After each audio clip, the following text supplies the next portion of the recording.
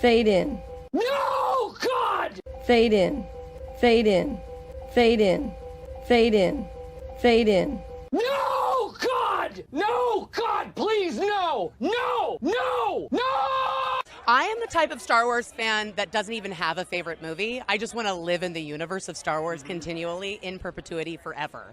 So when people are like, what's your favorite Star Wars movie? I'm like, there is no Star Wars movie. There is only Star Wars.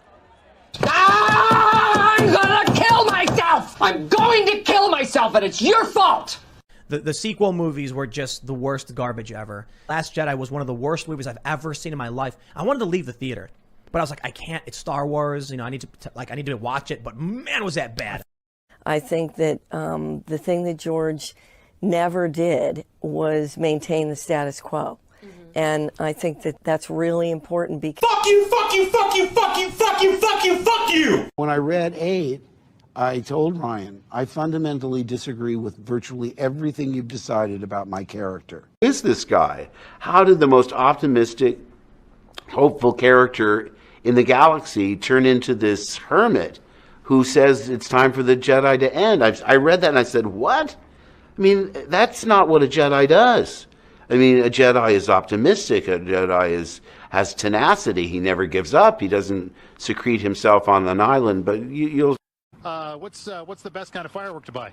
Wouldn't you like to know, weather boy? Where are your parents? Kid's sketchy. Back to you guys. So they wanted us to keep going. That Star Wars girl said, keep going. Okay, so Wait, what are we talking about? I figured out how to monetize social justice warriors. I have no love for He-Man. I know, but I have no love for He-Man either, but he's got a place in the world in a comic book story. When I was a kid, I'd watch He-Man and Masters of the Universe when I got home from school. From 1981 to 82, it was a rich... I'm kind of retarded.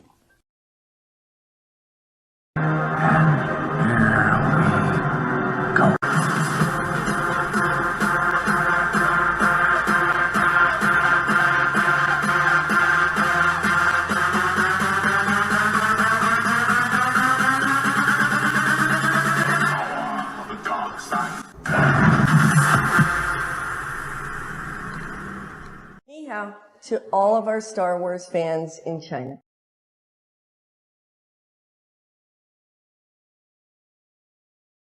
Oh my gosh, it's so annoying. It wasn't working. It wasn't letting me in. Guys, hello. Welcome to the show. StreamYards is broken. I don't know why. And one of my screens is frozen. So that's great. Great intro to the show. But hello, everyone. Welcome. I'm Anna, also known as the Star Wars Girl, and I am going to be joined by some very special guests. One lovely lady who is making her debut on my channel. Welcome, Yanzi. Hi, Anna. Hi, guys. Hi. Yeah.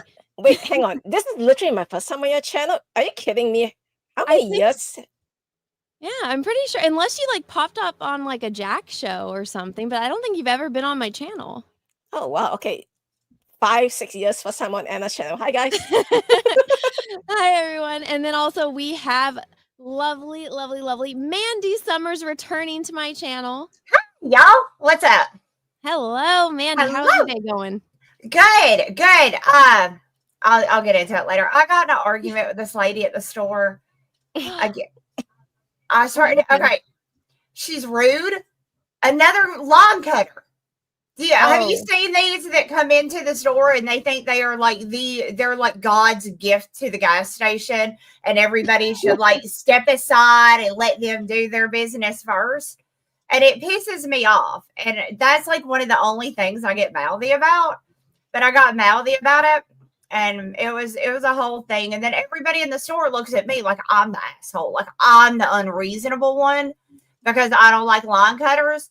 So I ended up, I guess, just looking like an asshole. But I did the whole like you're not important thing again. So yeah, I mean, I like to throw that out there. That, you know, they're not important. So that was my day. Like 2 hours ago, that's what I was doing, is arguing with people at the gas station. Oh my gosh. They're saying your audio is a little too high. It is a little. Is it hot? Am I hot? Yeah, you got a little bit of a hot mic there. Am I better? Am I better now? Yes, Yep. yes. Okay, I had to move it. It was too close to me. Gotcha. I talk loud. See, my microphone, they told me to get this fancy schmancy microphone, and then it's like if I talk over here, then it doesn't pick up anything. So it's like you have to talk directly into it. And I'm like, I got other things to look at, and I move too much when I talk. So it's like, expensive for nothing. And so mine, I have to put it really far away from me. Like, that's probably even better now because it's a little bit further. So I have to, like, plus I moved my microphone from this side of my desk over to this side. So I'm not really, like, I don't know, like, the spot yet. I haven't found that sweet spot. Either I'm too low or I'm too loud. Usually it's loud. And I'm busting everybody's ears. You guys with all your fancy mics. And meanwhile, I'm using a refurbished Yeti over here. Well, you sound great. Hello. What my dog's like, I want to be part of the show. Well, you know what's funny is I was at the grocery store, and whatever reason, the grocery store nearest to us, they're always out of steaks. And I always buy, like, I try to load up on steaks now whenever I go there because they're always out. And some fucking bitch grabbed my steak off of my cart. Oh, you are joking. And then this is my biggest pet peeve, especially living in California, is I'm like, motherfucker, I know you know how to speak English. And they just start talking in Spanish because they know I don't understand Spanish. And I'm like, you're one of the people that grew up here that's heard Spanish your entire freaking life, and you just refuse to speak English on purpose. It drives me crazy. But so I had the baby in the shopping cart with me and her thing. And so I wasn't planning on buying that much stuff so I can fit it in front, of her carrier and then underneath. And I was picking up the steaks because I wanted to see, what was under. And so, but I put that one on top, where your purse is supposed to go. Yeah. And so I set that one there because I'm like, I'm definitely getting that one. I'm still digging. And she goes and grabs it. And then she starts talking to me like, blah, blah, blah, blah. And I'm like, no, that's mine. And the girl came up and was like, oh, she's saying that like you didn't have it in your cart. It was on your cart. And I'm like, there is a baby in the cart. That is technically on my cart. Hell no. Well, because it's on it, not in it. You're trying to get on technicality. I'm like, no. That's mine. Go away. But did you get it back? I did, yes. And people are just rude nowadays. You know what? You know what you should do, Anna? You should just learn like one specific curse word in Spanish just for that situation and use it every time. I'm a little person. Those Mexicans will beat the shit out of me. They're littler than you, all right? No, they're bigger. I mean, if they're not taller, then they weigh more than me. They'll kill me. Gotta sweep the leg. Just sweep the leg one good time, and you're good. No, but like I bet, like, you know that the crackheads steal the steaks, right? No, that's a thing. That's a thing. The crackheads go in, and then they steal the steaks, and then they trade the steaks for the crack. Oh, yes. I've seen pictures of Walmart where they put those wire electric device things and you have to go and unlock it at the cashier. Why? What? I'm glad I don't live near such a Walmart. Crack dealers like steak. Crack like steak. So I had never heard that, but now I know. So I just need to go to a fancier store and get overpriced steak if I actually want steaks. Good to know. Actually, Anna, isn't there like a butcher or something near you? Usually they kind of give you a better deal if you buy in bulk. I don't actually think I've seen a butcher shop in over a decade. Really? Yeah, I can't even think of the last time I saw a butcher shop. Even the one in my hometown closed because the guy retired and moved to Hawaii. Okay. Wow. Yeah, I'm going to look up butcher shops near me. You should, because I'm sure that in our town we have at least 3 or 4 butchers easily. Yeah, we have one actual like store, and then there's a bunch of rednecks that'll go out there and kill you a cow. But you got to buy the whole cow, and it's like $1,800. But they do all the stuff, and they just deliver like all the meat to you. The nearest butcher shop to me is, let me see how many miles away this says. It's already closed, but oh no, it still says grocery store on it. But it's 5 miles away from me. I've never seen it, probably because I don't shop in this area, but all right. I will look into that. check into it. Usually they give you a good deal if you buy like a whole big slab, and then you just tell them I need it cut into like 1 inch, 2 inch, whatever, and they'll cut it for you there. I will look at it. See, we just did, because I grew up on a ranch. We had cows that we raised, and then we sent them to the butcher, and then they moved to our freezer.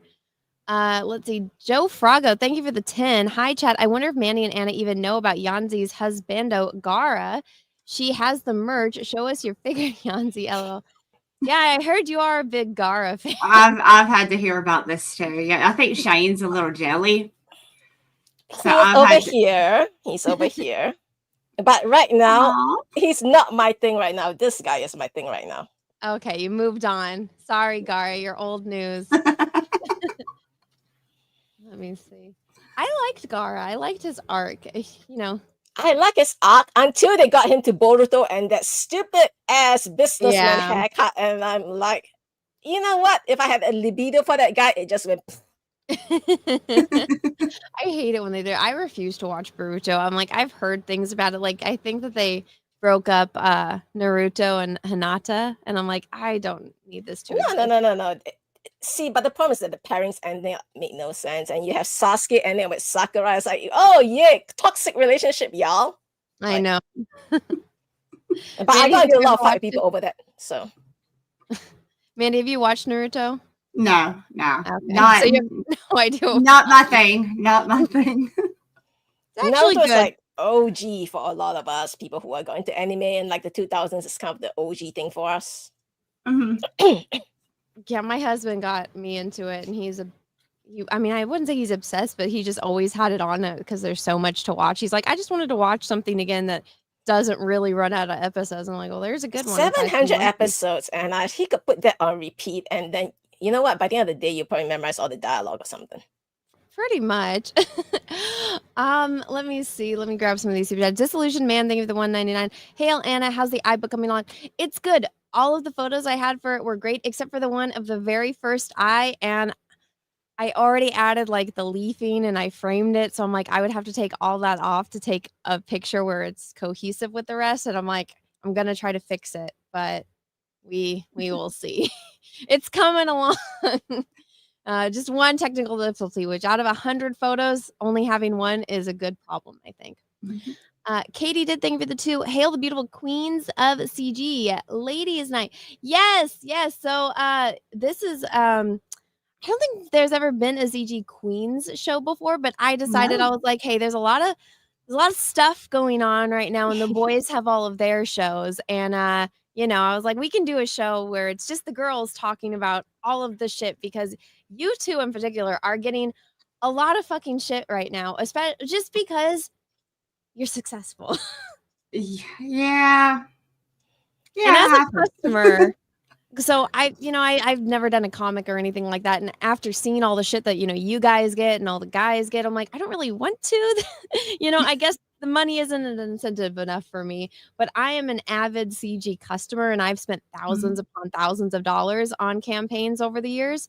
So just sitting back and watching the shit that you guys are getting, literally, you and your husband just for putting out books that people like that makes money, and then you, Mandy, for putting out books that people like and make money, and now you're doing a project that everybody was complaining for years didn't happen, and now you're making it happen. So yep.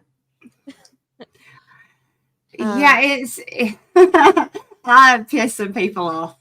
I'm upset about I'm real sad. I'm real torn up about it, about how upset people are. Like, just you know what I have to say to all the haters? Where are your comic projects? That's a good point. Well, you guys want to kind of give a pitch of what your comics are that are, pissing everybody off, considering how successful they are? Well, let me share my screen. God, I really hate this new StreamYard setup thing. I know. It's so bad. It's so bad. Oh. All right, I think I got it. All right, y'all. Anatomic, welcome to the Arena comic book. So, you guys know we start out with this gay little cat book called Starlight Catch, which, and then we just moved on to English Rex, which is pretty much considered the flagship project by Nine Lives Comics. So, Shane really, really got a lot of hate when he proved that English Rex 1, 2, and 3 all raised over 300,000 each. And people are like, oh my gosh, no, you're supposed to go down. It's like, Well, maybe we're not supposed to because people actually like the book. They read it and they like it. So we go off into this spin-off universe where the character Anatomic gets her own book. It's a prequel book of sorts to the English Rex world. A fantastic jumping on point, by the way, if you haven't gotten into Rex, because this is before the events in Rex 1, 2 years before, actually. So we have a lot of questions about people saying, okay, well, you have all these monster fighting and people and all these backstories in English Rex. But we don't know how the city works. We don't know how they came to all these things of having to need Rexes and all this stuff. Where is all the backstory? Well, here you go. Anatomic Welcome to the Arena focuses on the city, the people running the city, and you're going to learn a little bit more about Anna and Alex and how they became who they are in Rex 1 and 2.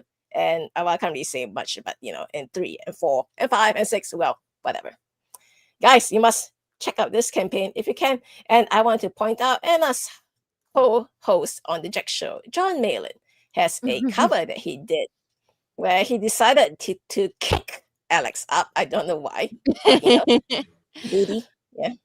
And he snuck in. He snuck in this topless chick without us knowing. And then Shane was like, "Yeah, Yanzi, we gotta cover that up." John, for the love of God, John. You know what's funny that he also snuck in that no one else has commented on? Okay, so there's on Alex's side, there is a fat guy with his sunglasses up staring directly at Alex's ass. Yeah. So the girl the girl with their ass out right behind her is this creepy old guy staring at Alex's ass. So they're gonna get me some of that cake, yo. John, I know you like Shane, but it's a little innuendo, I think. But a fantastic John Malin cover, and of course, don't forget the legendary Dale Keown, who did this fantastic cover over here. And we mustn't forget, of course, this project will not be possible without Anthony Gonzalez Clark on art duties. Now, Shane and I are both writing the story. Shane basically does all the main story beats, and I'm actually doing the dialogue for the book. So I'm working on it. After Terry goes to bed, I'm dialoguing the book and stuff as the pages come in, so on and so forth. And trust me, guys, you do not want to miss out on this because I have a feeling it's going to be like Starlight Cats again. You are going to say it's a gay cat book. In the same way you're going to say this is a woman book. I don't want it. But then when you get it, you can be like, I should have bought the gay cat book. What are you going to say? Oh, well, I should have bought the woman book. All right. So don't miss out, guys. All right. Do not miss out. And by the way, we hit 100K on the 30-day close up. So thank you very much, Comics Gate. We are very, very blessed to have your support in our spin-off book and really look forward to bringing this book into your hands. Thank you very much, Anna.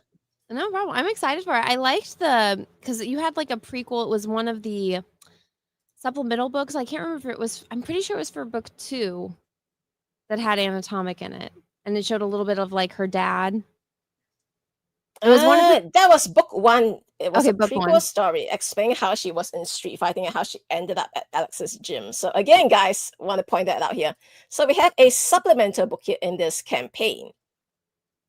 And you're not going to want to miss it because we have not 1, but 2 backstories again. Because this universe is too huge, you see. We cannot fit this in the main storyline. You're going to get an interesting Aaron Alfechi story in this book over here. Talking about how little T made Gunn his right-hand man. It's like we all seen Gunn over here, this big bad guy that, spoiler, killed the lead character's brother. You want to know how he got into where he is right now? You're going to want to get the supplemental book as well, for sure. Yeah. So guys, go check it out. All the links that we're going to be showing today are going to be down in the description of this live stream. So you guys can go check it out. And I have everything for both Yanzi and Mandy in there.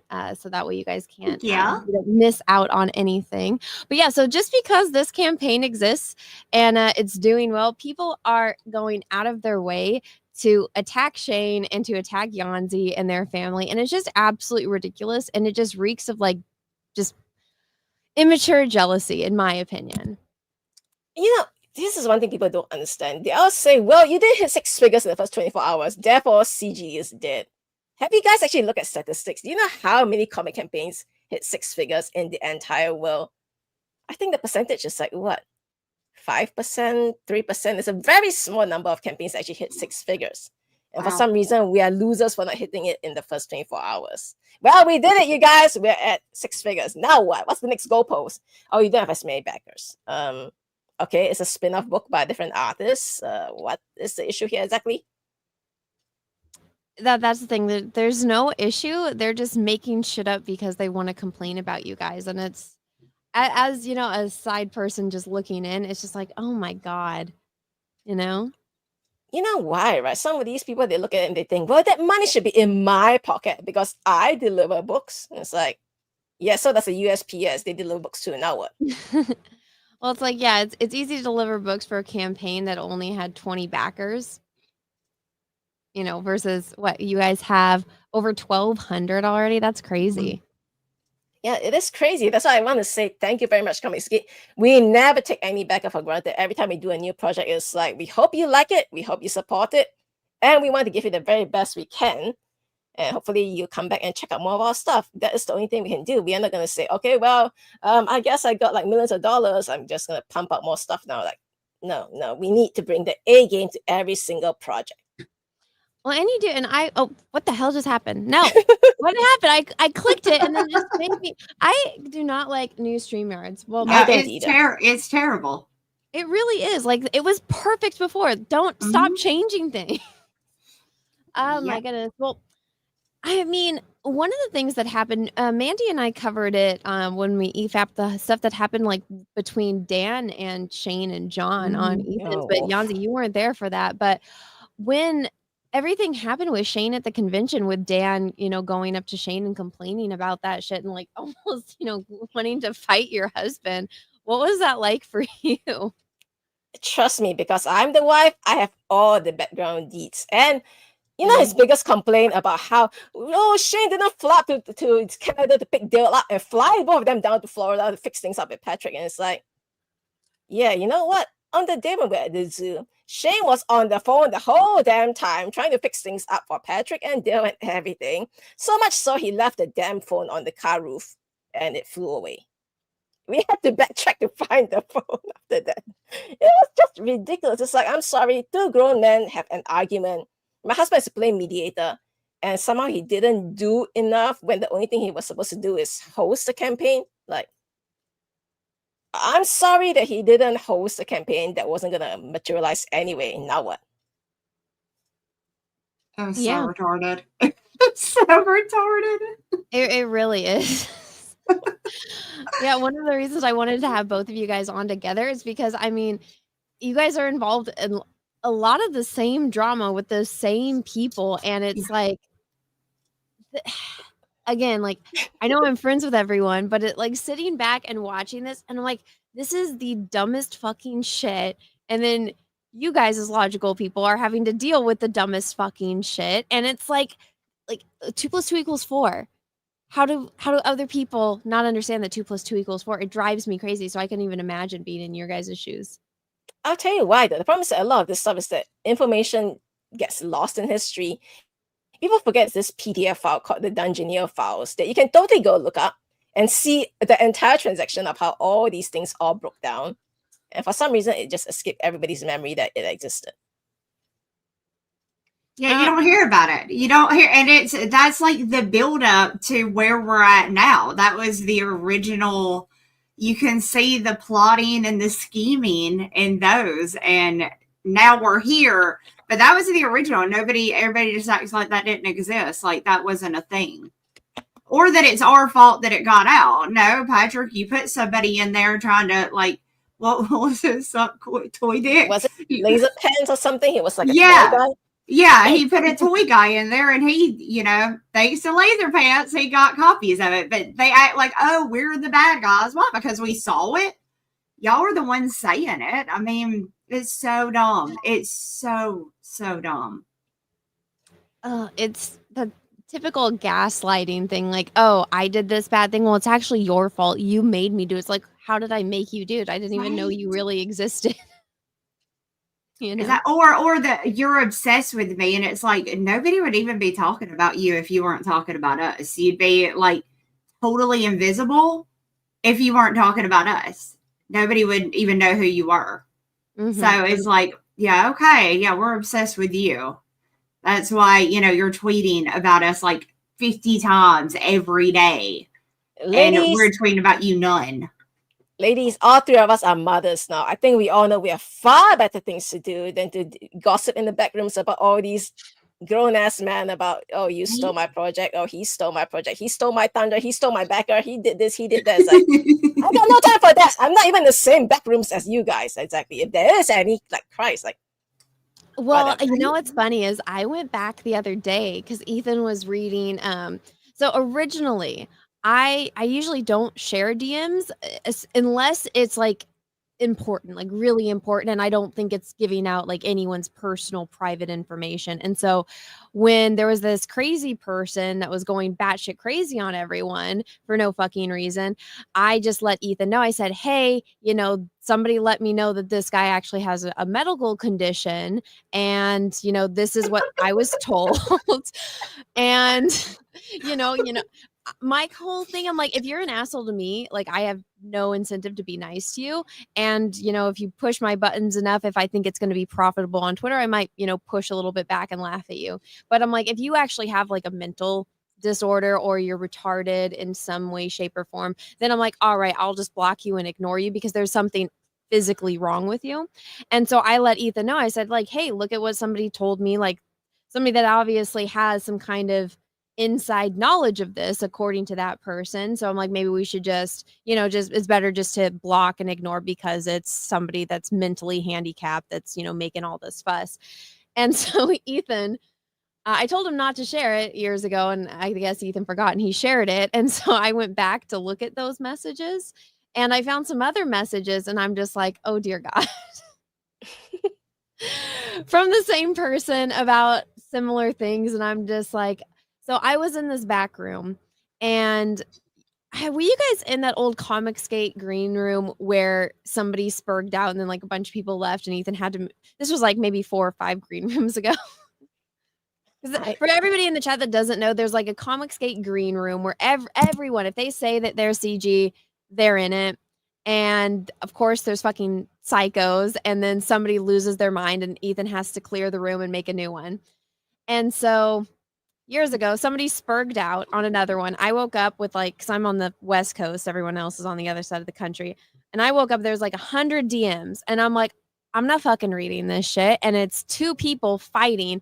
And I was just like, dude, I'm fucking out. Me, Tug left, and I think Yellow Flash left at the same time. And then the other group chat, the Dungeoneer, which would later become the Dungeoneer chat, the guy who started all the fucking drama, or Patrick starts saying like, oh, that drama in the CG room. And then the guy that fucking started the drama is like, oh yeah, I don't get involved in drama. And I'm like, fuck you, you fucking liar. You started it. I'm out. Deuces.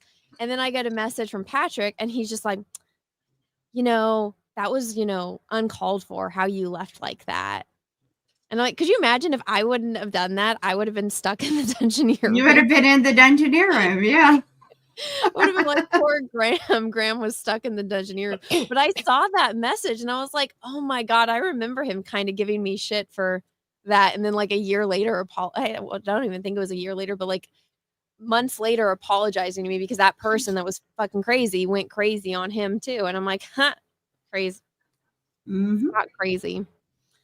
And you guys deal with crazy a lot more, or at least in the CG world, a lot more than I do. But Mandy, this is probably the thing that started a lot of this fucking drama. Do you want to give a little backstory on this? So, yeah, you guys, Pitt was supposed to... Mandy, sorry. Hold on. Mike. Yeah. I'm going to bring it down myself. Mandy, start talking. Okay. Am I still too loud, really? Just keep talking. Keep talking. So, all right, just normal. Okay. So, yeah. You guys, Pitt Omnibus was supposed to happen like 2 years ago. Got it. And a big argument broke out, and then like it got canceled, and I got blamed for it, even though I had nothing to do with it. I got blamed for it, whatever. So it's been sitting there for like 2 years with nobody like picking it up to like help Dale do it. And like the past 2 years, I've been like getting blamed for it constantly. So yeah, it was like, okay, fuck this. If I'm going to get blamed for it anyways, Dale, let's just do it together, because to hell with this. So now, you guys, here we go. Now we are not doing an omnibus. We're going to do trade paperbacks. So there's going to be 5 of them in all, 4 issues a piece. We're going to do 1 this year and then 2 a year after that. So that's kind of how we're going to do it. The omnibus is coming eventually, but we still have like a lot of work on this. So to do all of them, like every issue at one time, it's not really like time productive. So we're going to do it like this. But yeah, so we, now here we go, you guys. I did a gigantic swoop on them. I came in, I was like Freddy Krueger to these guys. I destroyed their dreams. And now I am, now I'm going to be doing Pitt. So it's really exciting. I'm so happy that they'll trust me to do this, but I'm really fucking excited. So yeah, on August 22nd, we are going to be going live with this campaign. It will be fulfilled before the end of the year. So yeah, I'm so, and I have pissed some people off. They are so beyond mad at me about this, and getting more and more mad like every second. Like they're going far enough to say like, what they attacked me about this, but now they've moved on to the fact that I couldn't afford to print my last book, which was Gymshock, that I couldn't afford to print it unless I got the money from doing Pitt. Well, I printed it. They're shipping out right now. It's fake. It's AI. It's all fake. None of it's real. All of it is nothing. There's no artwork in here. No, sir. So that was their new thing, is that I faked, like I don't have money to fulfill my books, and I'm using like, I think they're calling it like a Ponzi scheme or whatever, but like they're printed. Like, and the reason this book was so delayed, I take full responsibility, but a lot of the delay in Gymshock was due to the fact of Patrick, which I made this long tweet about it, but like with the antis and the SJW way they work, you can say like the most reasonable thing and they act like it's like in one ear and out the other, like you didn't say a fucking word like at all. Mm-hmm. So there were a lot of delays on this book, and I have apologized. So if any of you backers are in the chat, again, I apologize so much for the delay. I cannot wait for you guys to get these. And yeah, full responsibility, but there are, there was a lot. Patrick did everything that he possibly could to cancel this project, to cancel me, including going to Ethan and telling Ethan some just disgusting shit about me. He accused me of being a swinger with like trying to swing with him and his wife. Like I would even be interested in that fat greasy fuck anyways. Like no, like not even. So it's just one thing after another. The attacks do not stop coming, but at least now, Dale and I are going to be doing Pitt. So maybe the whole, it's Mandy's fault that we just wanted Pitt. We just want to support Dale. Well, I expect to see all of these guys on the backer list. So I can't wait to get you guys Pitt. So Patrick, I can't wait to, send it out to you. So, but yeah, so that's pretty much it. There's so much. Well, Mandy, I backed it at, I think that like, I always just try to, I'm like, what gets me everything? I think I backed it. You had like one of those boxes. So I backed a box tier. So whenever that comes, I will be happy. I don't know I feel like people, it's not like you're going to Target and buying something off the shelf at Target or getting a pre-sale like this DVD is coming out on this day. It's like you're backing individual people that are doing this on their own. And, they want it now. It's like I go in backing a crowdfunder knowing that there is a possibility that I might never get it. And if I do get it, it's not going to be for a long time. And as long as, the quality is there, I personally don't care as much. But that's just me. I know other people are, big stiflers on where their $25 went. But, right. Yeah. Some people are, which again, I want to point to Yanzi and Shane on that. Their fulfillment is on fucking point. They got that shit down. Yanzi works her ass off to get, and again, yet they still find something new to complain about them. Their artwork is beautiful. The books are amazing. Their shipping is like, I mean, so good. You guys are like on top of it. And yet, I mean, and I think that kind of shows where these people are. They're just going to find something to bitch about. This one thing or another. With me is, you know, I stole Pid, or, you know, now that I've printed it, well, now that's what they're bitching about Gymshock. And they didn't back it. Don't get me wrong. They're not backers of mine, but they're bitching about Gymshock just because they got to move. They've got to have something to bitch at me about. And that's what Anti is now on. So, and yeah, I mean, attacking Shane and Yanzi for anything when they are really in CG, everybody should kind of strive to do what these guys are doing. And yet they, you know, oh, there's a problem with that too. It never ends. Well, thank you very much for the kind word, Mandy. I tell you, it took a while to really get into the process of it. But now, you know, once I kind of like figure out how we're going to do fulfillment and stuff, a 300K campaign, if we just hit it right, we can finish fulfillment in like 6 weeks. So and that's amazing. We try our best to try and get books out to people as fast as we can when it comes out. And we do not want to skimp on the quality, though. Don't get me wrong. So if we have to be late to get you the best book, we hope you understand if it comes to that. But we really want to make sure that you guys get what you like. Now, one thing I want to say about this whole late book argument, though, and I had an argument with Ep8 on this. I actually point out to them that Brandon Sanderson has a book that is like 10 months out for pre-order on Amazon. Yeah. Okay? 10 months out. And I was like, well, he's Brandon Sanderson. He had a $40 million Kickstarter. Why can't he just sell it only when it's out? It's like, it's a pre-order. Yeah, but it's not made yet. Now what? No arguments at all. Well, that's because they don't know about actual, you know, other projects aside from the ones that they're like jerking off to, like your guys's. You know, they're not going to go and harass Brandon Sanderson. One, because I bet you half of them didn't know who the hell he was until you pointed out that in an argument, and then they avidly went and Googled him. But, you know, they don't pay attention to other crowdfunders, or then they would actually, you know, be taking score of how many backers are on this day at this hour and how much money they made at this day on this hour. I keep records.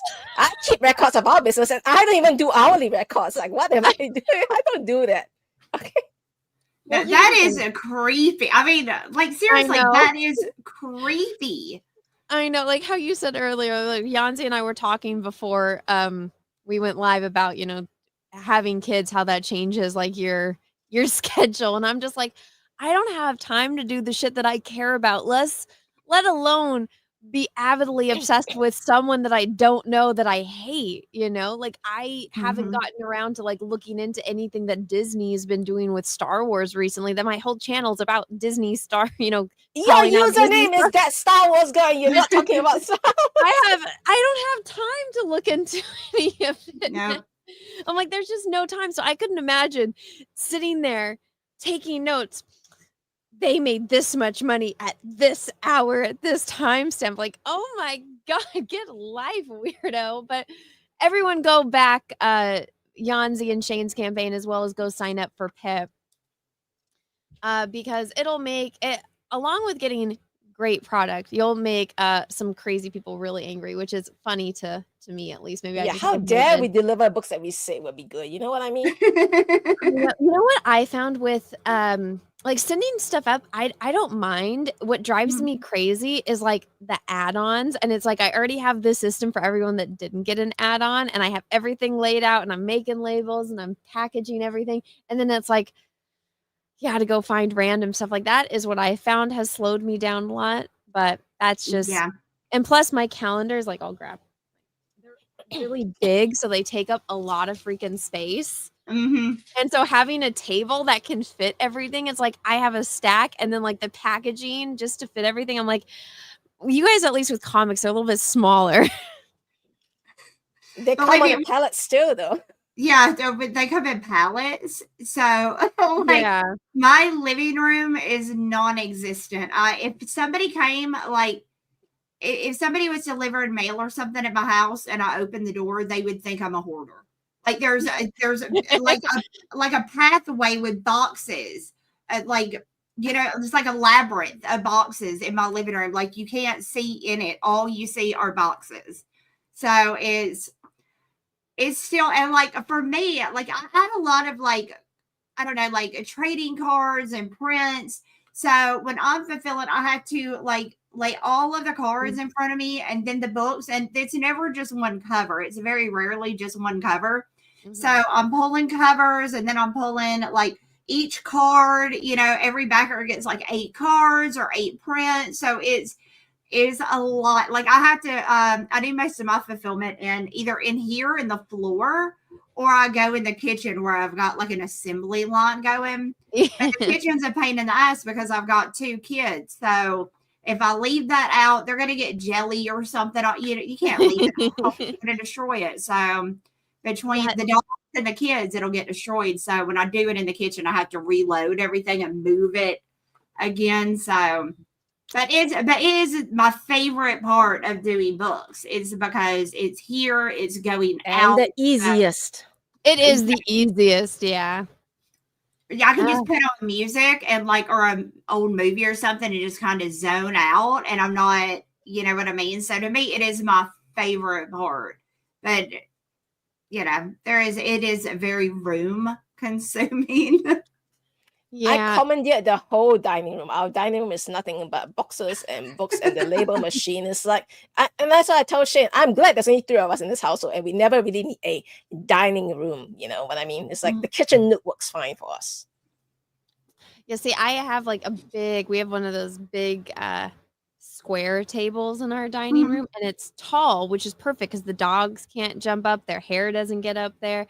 But now I have a baby, and I'm like, oh, what's it gonna be like in the next like year or two when she's crawling and climbing onto things and she can get in there? And I'm like, I'm gonna have to do everything out here. But it's like I don't mind doing it out here, but then it's like I don't get to spend time with Peaches. I don't see him, so at least when I'm in the house, I get to spend time with him, and like we'll have TV on and we'll talk and whatnot, and he can see what I'm doing. But it's gonna change a lot soon. It will. Like when I was doing Wart the Wizard, my youngest was, I don't know, maybe like 2 or 3. And I was sitting at the kitchen table. All of those came signed. So I was sitting there just signing them, and then bagging a board and signing bag board. And I got up to pee. I was gone, I'm not joking, like a minute and a half. And he got the Sharpie off the table, and he signed like 8 or 9 books where he was drawing. And I came back in, I'm like, okay, this ain't gonna work. So you really have to like, you know, you leave for 1 second and leave a Sharpie on the table, and that's it. That's, you know, yeah, going to the trash. I'm not looking forward to that. Baby Gates, they will be your best friend. Trust me on yes. See, I have an open floor plan, so you're screwed. You're screwed. In the dining room and the living room.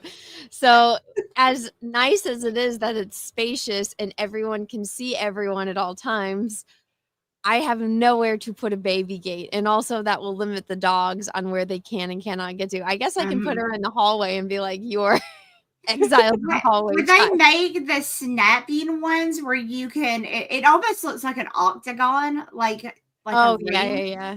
I had those. I had those for my oldest. But yeah, I wasn't doing books then, so it was of no real concern to me. But I mean, that might work, you know.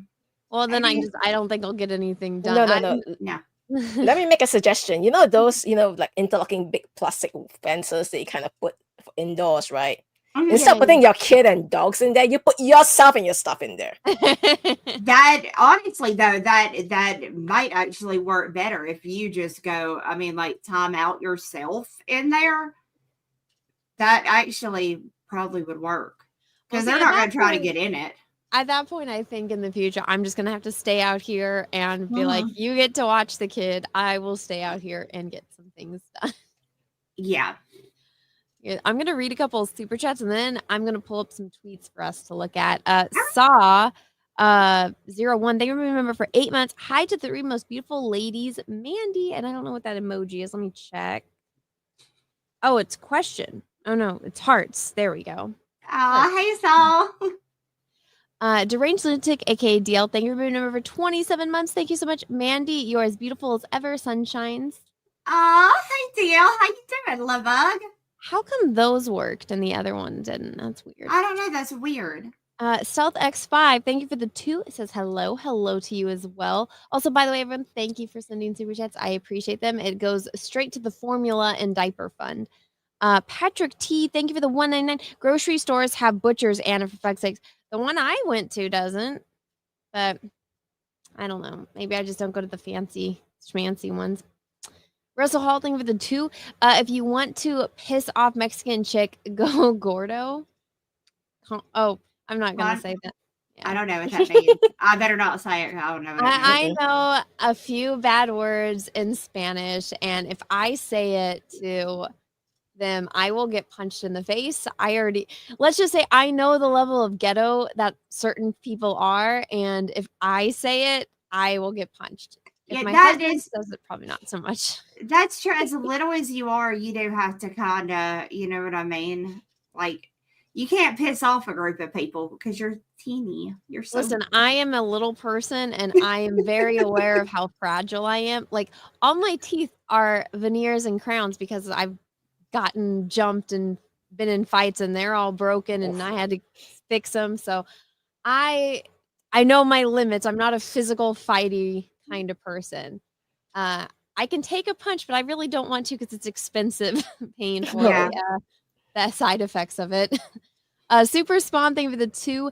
Mandy Gemstock came today. Hot book worth the wait. Now, hang on. Mandy, that is obviously your sock account. Do you realize?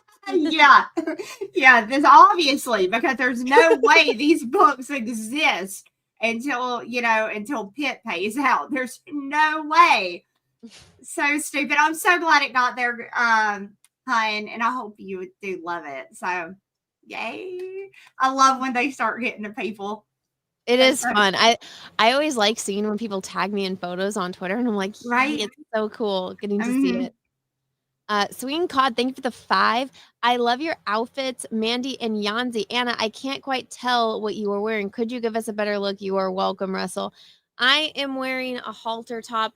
I bought it Forever 21 like 10 years ago, and I just found it in my closet. And it's hard to wash because it's like, that's cute. It's a primary color, but it's like a sweater fabric. So if I wash it, all the colors are going to bleed. So I don't wear it very often, but, and then I'm just wearing boring mom jeans. That's what I wear now. Also, it fights off the mosquitoes because there's mosquitoes in here and it drives me crazy. Wait. What fights off the mosquitoes? Jeans. The shirt? Jeans. Oh, the jeans. I thought that was a special mosquito kill. I was like, I need to know this technology.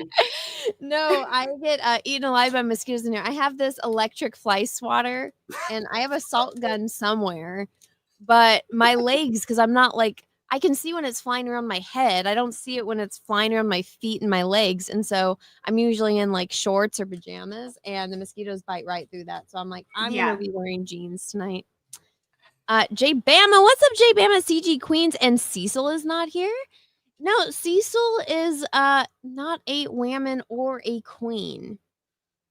A lot of people feel like he is. I did notice that a lot of people were kind of expecting Cecil to be here. So he's not gay enough anymore now that he has a girlfriend. If he was, single and miserable and fat still, and I would have made him wear a wig at least. But people aren't as mad at Cecil and his campaigns as others. So he will be on. He's hosting Jack show tomorrow, so you guys will get lots of Cecil on Jack tomorrow. Darren Wagner, thank you for the 2. Demi Foot is funding on Indiegogo. Wagner and Dillard. All right, go check that out. Excuse me. Joe Frago, thank you for the super chat. Some haters are mad, but way more customers are excited and happy for more cool comics. Exactly. And I buy pretty much everyone that I likes comics, and I'm always excited to get that notification that they are coming in, so I'm excited. Chuck Castle, thank you for the $1.99. I volunteer to chew off all your skin tags, Anna. Thanks. I want to keep my skin tags. That's kind of gross, but at the same time, that's really sweet. That's a level of devotion right there. You're not going to get that from just everybody. You know what I mean? That's a whole new level of devotion. Oh, you'd be surprised, Mandy. Days of Clarity, thank you for the 2. Loving the sass, ladies, screw the haters. Well, thank you. 2 and what to do? Thank you for the 2. CG Queens, Cecil should be here then. Well, maybe next time. Professor Art, thank you for the $1.99. Hey, Yanzi looking hot, Mandy looking sexy. Hi, Anna. Well, thank you. Russell, thank you for the 5. I'm sure Yanzi's thought seeing Dan try to pick a fight with Shane was, hey, that's my husband. If anyone's gonna beat up Shane, it's gonna be me. Let's see, that's the thing. You see, people make this. There's a clip of me swinging a frying pan at Shane. That was like totally it. Like I even planned him. I told him, okay, I'm gonna go swing this frying pan at you. Okay, I'm not gonna hit you with it, but it's gonna be like a bit. And now they're like, oh my gosh, Yanzi abuses Shane all the time. It's like, guys, it's like a sandwich thing. You think I'm making him sandwich every damn day of my life? No, it's just a bit. Like, come on, guys. Which is so funny to me that like when they tell these stupid lies, in this lie, you're the abuser. Shane's like the yeah. Then he turned around. Then he turns around and abused Patrick and all that, right? I mean, it's like it's a chain of violence, Mandy. You know what I think is funny is like I feel like Shane is like one of the least imposing guys. Like Shane is just so nice and he's funny and he gets his work done. And then so I've met Dan in person at least twice, I believe, because I met him for the first time at Comic-Con. I feel like I met him at another con as well. And I met Patrick multiple times. I met Mike multiple times, or maybe just once. Yeah, I'm getting certain people mixed up. But I met a lot of these people in person, and I'm just like, I don't see why you're so bent up out of shape about Shane. Like after the whole Heroes Con thing happened with Dan and Shane, and Dan was texting me about it, and I'm just like, I don't know, Shane didn't go up to somebody and say, like, I'm going to fuck you up kind of thing. It seemed like Shane was just minding his own business, but people were upset about that. Well, that's the problem. See, Shane had business. He had books to sell, so he had to sit at his booth the whole day with his books to sell. Meanwhile, people without books to sell have time to go around the whole con floor and do crazy things like recording, I guess. So whatever, man.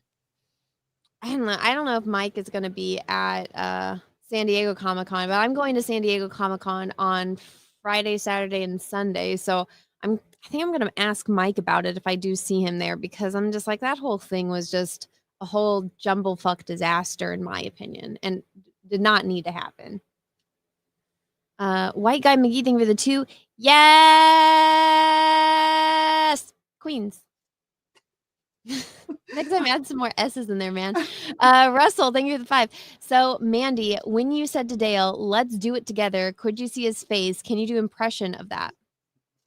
I see what you're saying. Being dirty. Hello. I see what you're saying there. No, I wasn't. I was not technically like. I think we were just like audio. But I picture it so like, oh, you know what I mean? Like, I'm sure he was into it, you know? Imagine. I didn't get to say it, though. Let's see. Katie did. Thank you for becoming a new member. Thank you so much. Stephen Brown, thank you for member for 9 months. Hello, you gorgeous ladies. Oh, well, thank you. And hello to you as well. Drange Lunatic, a.k.a. DL, thank you for the 199. Cecil is definitely a queen. All right, well, next time I will invite him. How's that? Jetto Jag says, Anna, people gonna make more people angry with her on this one. Am I? I don't know. Russell Holding with the 2. You don't have to explain, Yanzi. Trust me, we get it. But people with brains get it. That's all I'm gonna say. Yeah. Yes. Katie did. Thank you for the 5. I've had my share of haters too, but you lovely ladies are inspiring to keep pushing forward. Y'all look so pretty tonight. So happy to see Yanzi here. Oh, thank you, Katie. Yeah, Katie, you get so much hate. All you do is clip videos. I don't understand. I honestly don't. Like, people, I feel like are really boring and bored with their own lives, so they have to take out their frustration on other people. And I don't like to typically play the whammon card, but I feel like a full-grown man going after a whammon, I'm just like, do you know how absolutely pathetic that is? Not only to other men, but like that's the second that you're a full-grown man going after a whammon that's done literally nothing to you, the patheticness just escalates. They have no self-awareness though. It's I have never met people like in real life who have this level of just not understanding how they appear. It's like when you sit there and you say, oh, I'm not worried about this. I wish Dale all the best. I'm not worried about it. And then you make tweet after tweet after tweet after tweet. It's like, you do realize that like everybody can see what you're doing. You're a jelly bitch. I mean, right? You do. Like, there's no way I would act like that. Even if I was super jealous, nobody would fucking know. I'd take that shit to the grave. I'm not going to like out my jealousy like that, but they don't care. They've like no scruples at all. Especially on something stupid. Okay, so I have this tweet I want to talk about, and I don't know if you guys. So you guys were both at the con that like the Dungeoneer, iconic Dungeoneer thing happened, and yeah.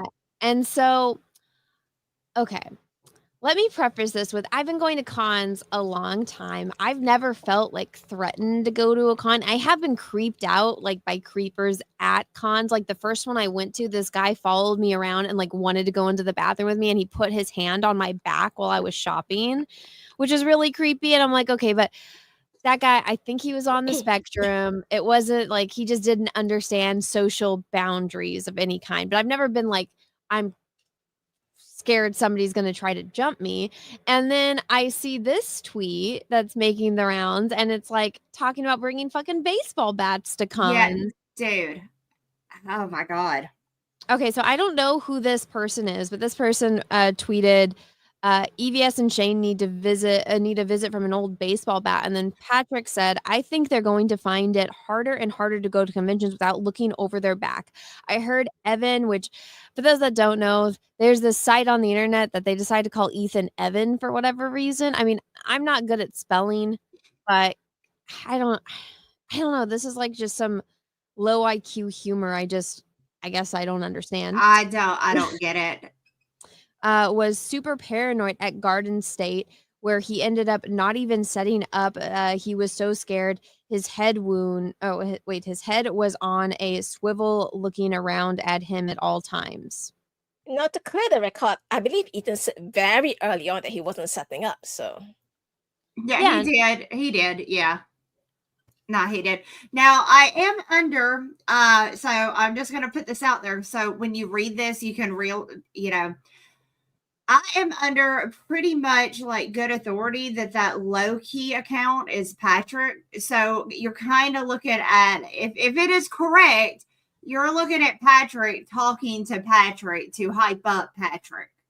Mm. So I have heard that low-key account is actually a PTP stock account. So and it does kind of seem that way. So that's the level of spurring that you're doing there. Is Patrick doesn't want to say a visit from the old baseball bat, but he'll use a sock to do it. So it's fucking does. It's insane. Anna, could you share my screen, please? Yes. Okay, let me do this correctly. So I go remove and then I add, which is so annoying. Oh my. So Eric Haffels here, which is one of our mods, he has put this up to do a comparison. Max Visaggio, you guys might remember he, her, she, whatever. So fuck you, fuck cis assholes, fuck your bullshit, get ready for a baseball bat to the teeth. Sounds familiar? Oh. Yeah, they're SJWs. Yeah, that's... I have been screeching that for like 6 months now. These people are everything they do is SJWs. I mean, even like to the point where they're going to Ethan saying, you've got to get rid of Mandy. I mean, that's literally canceling somebody. That's going and telling they're SJWs. I mean, And yeah, Yanzi, exactly what she pulled up. You go look at what the SJWs do, and then look at what they're doing, and it's usually right there in the same fucking ballpark. Oh my gosh, I have to bring up this comparison because it's coming up a lot, especially JDA is doing a lot of videos on us and our site and talking about, your numbers are fake and all that stuff, right? So may I remind you guys that remember Starlight Cats was not a six-figure campaign straight out the gate, but Ringo's Rex 1 was a six-figure campaign in the first 7 hours or so of that day. So straight away, the SJWs, they were all there saying, well, they must have faked the numbers. And someone actually went and looked at the front end of Indiegogo and calculated all our total and said, it doesn't add up. They're laundering money. So we had to do a video showing, we had all the secret tiers that sold. And even your boy Zach did a video about it. Yeah, these guys don't understand how the math works. And for some reason now, there are all these people around us adding up our money for us and trying to figure out what is and what isn't adding up. Like, sounds familiar, guys? Yep. Ryan Dyer says, which by the way, Ryan, hello. Ryan has been a supporter of my channel pretty much since I got started. So shout out to Ryan in the chat. So Ryan, this is if you aren't familiar with like the backstory and all this, there's a lot of drama that goes on. Yes, why are these comments so angry? Because there's like I said, in my point of view, as an outsider looking in, there's a lot of jealousy because Yanzi's husband Shane puts out very good books and they're able to do it consecutively. So he's able to draw a book in a year and put it out. And, so even though I think one of your books was late because Shane had an injury, it still got out. And there's other people out there that have had campaigns that, are years upon years, if not like half a decade late, and they're complaining about Shane, who consistently puts out books. And Yanzi is obviously half of Shane's business, and Yanzi helps send out all of the books and run Shane's and like you guys' website. And then Mandy, who also puts out a shit ton of books. Like when you started, you had Wart the Wizard, then you had the Jack the Ripper. Did you have a Pirate Queen one? Like how many? I did. I think I'm up to 9 now. So starting with, I went from Wart the Wizard to Super Dead to Pirate Queen to Jack the Ripper, and then Pirate Queen 2, and then Wart 2, and then Jack 2, and so and then Gymshock, and so I've done a lot, and I'm like, I'm late on some. But not, you know what I mean? I think everybody knows that even if I'm late, you will get your book. You know what I mean? It takes time. So I feel like I'm hoping anyways, and if nothing else, I built up enough of a reputation of you will get your book. Like, I'm not just going to run off and, you know what I mean? Like, and I do try my best to get them out as quickly as humanly possible, but I'm one person. There's not, I don't have like a team. I have me, and,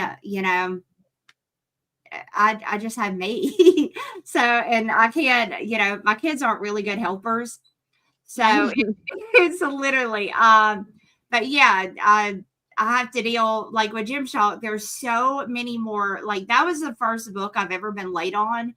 And the gay ops started like, I don't know, like 2 years ago, 2.5 years. I've always dealt with shit since I've been here, but it really like hit a new level in the past 2.5 years. And it's like a constant. So it's, all of my original books were on time. Like, I had never been late. I don't ask those people that are complaining, it's like, what's your backer number? And they never have one. So, for example, like I had a problem with my last calendar. So almost everyone that was in Canada, the customs folded all of the packages in half. Oh no. And I was like, I filled out everything correctly. It doesn't make sense why like people in Quebec are getting it fine, but like the people in, I don't know, whatever. Sorry if you live in Canada, bumfuck nowhere Canada is getting folded in half. And so they destroyed basically $5,000 worth of just the comic, or not the comics, the calendars. That doesn't include the cost to ship, the customs cost, the packaging. And so I'm like, you guys owe me money because I paid for the insurance on it. Mhm. And basically everyone that had this happen, I was able to either send them replacements or, talk to them to figure it out. But so I obviously was late on fulfilling those because I had to go back to my printer and say like, hey, because I always over order, and so there's some that are dinged and dented. Well, what I had to do is send back all my dinged and dented ones to my printer, and my printer was nice enough to go through each one and replace the dinged and dented parts of that. Nice. So that, because he said that he always has like extras that he prints, and so he was able to repurpose ones that had been damaged to make them undamaged, so that way we didn't have to go back to print, so that way those people could get them. And guess what? I had to go to like postal service court with Canada and their customs department. And the only way I was able to be successful with it was because FedEx had my back on it, because I went through like some from USPS, some through FedEx, and then the customs department fucked with the ones from FedEx too. And so, and it was just an absolute nightmare. And so the people whose calendars those were, they knew what was going on. And so I was in constant communication with them. But people that weren't part of that were like, I never got my calendar, Ray. And I'm like, what's your backer number? Did they ever get back to me with it? No, of course not. No, I mean, yeah, I do. I 100% think that as creators, we should strive to hit that date. But I have noticed a new thing, and I don't know necessarily that it's new, but the anti-SJW side of things, they really do use late books as like a weapon to bludgeon you over the fucking head with. They didn't back it. They're not really upset about it, but they try to fire your actual backers up about it. So they do I've seen it from the beginning, but it's really like this new like little group that's come in. They are fucking ridiculous with it. It's insane. Well, May I say? Oh, sorry. Go ahead, Yanzi.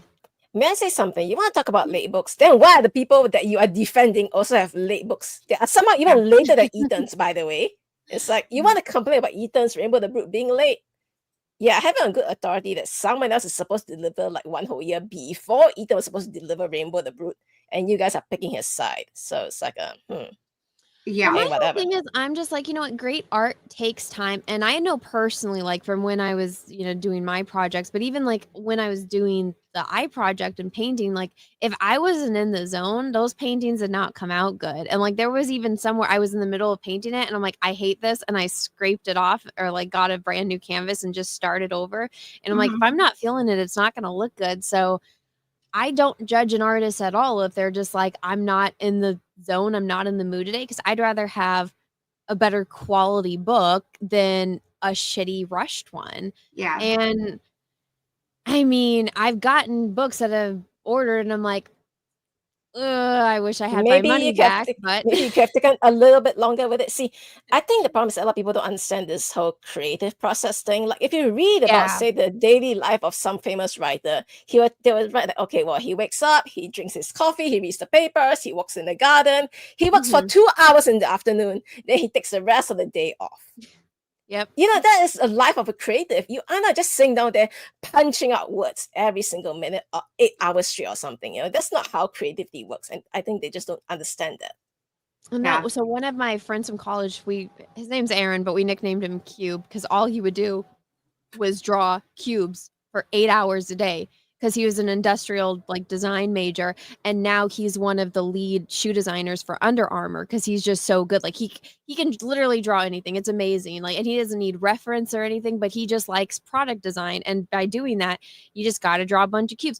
He would just have a copy paper, like when you go and buy a stack of them, he would go through at least 3 of those, like the big ones, a day, just drawing constantly and getting those warm-ups done before he would actually do a finished drawing. And it's like everybody's process is different, and I'm like, okay, if it took 5 years for me to get, if it's good, then I'm happy. There was that one kid, Carl O'Roe, he was Irish. I just got his book and I backed it, I think 5 years ago. Yeah.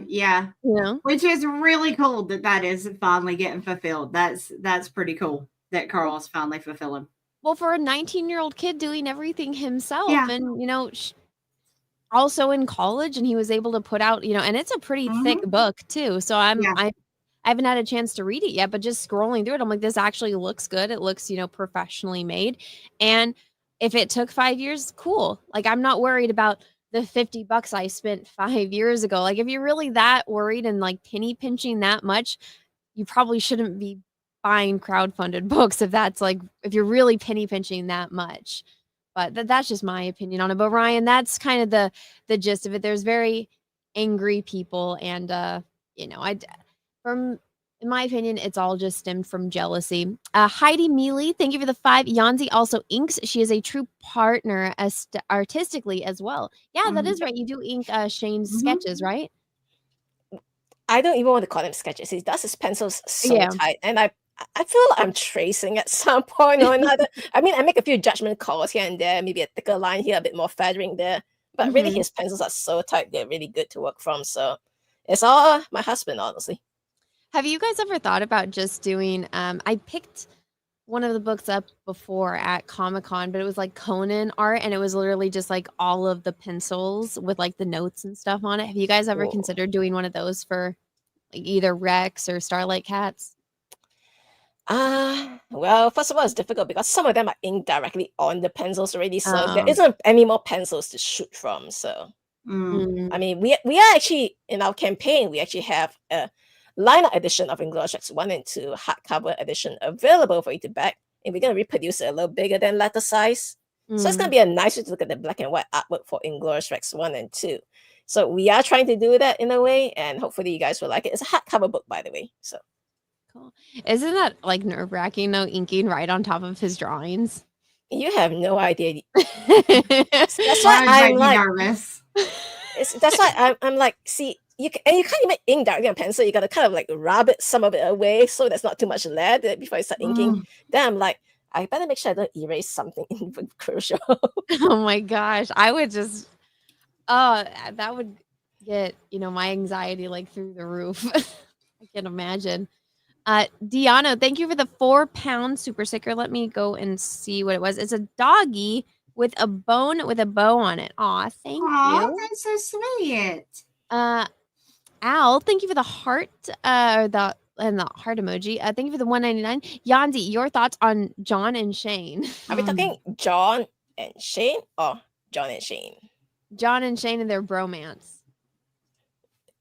Boys will be boys. That's all I can say, man. Listen, John doesn't leave his house for anyone. Me and Cecil were inviting him to cons for years and on like vacations to Florida, and like he would not fucking budge. The second your husband's like, I want to go to this con, John's like, I'm there. You invited him to your wedding. I know. And it's nothing but Shane, Shane, let me drop everything. I guess people really like comics. Dude, and then they get that, like, their hotel room had the little friend door where the rooms connected, like that. Where they were sliding notes up underneath their little hotel friend door. I don't know. There's something funky going on with that. I haven't seen one of those hotel doors actually in a while.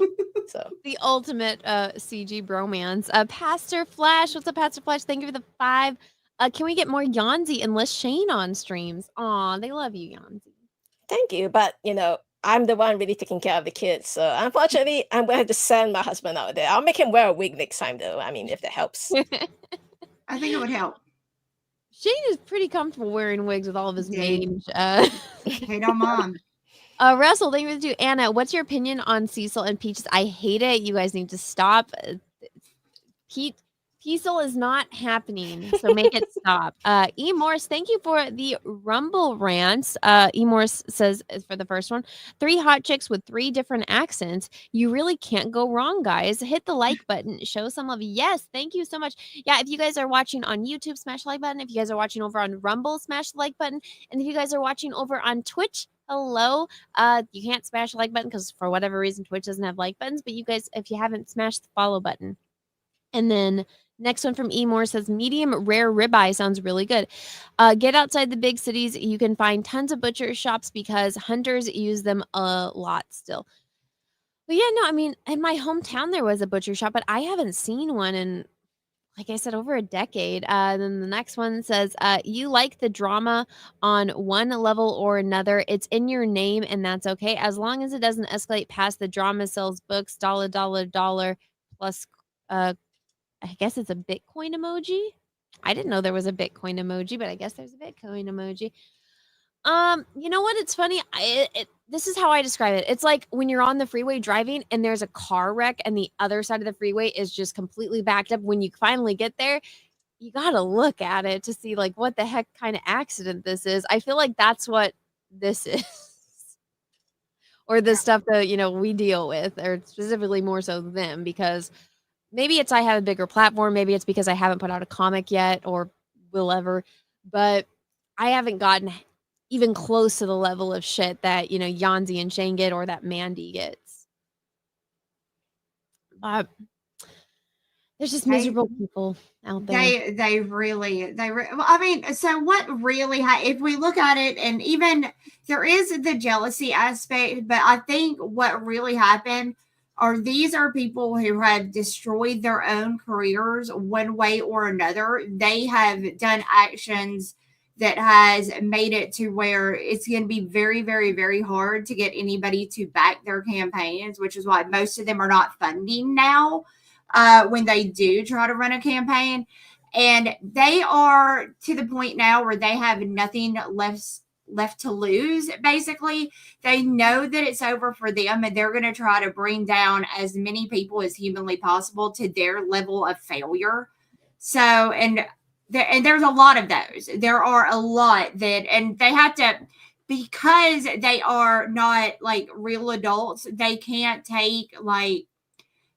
look at themselves and be like, wow, if I wouldn't have done this stream where I said, I'm CG, but my company is not, or I should, if I wouldn't have been in the Dungeoneer files, talking shit about the same people that would have supported me, and it just on and on, but they have to blame that on somebody else instead of like, wow, I really fucked up there. They're not going to do that. So, they take it out on everybody around, and they pick one or two.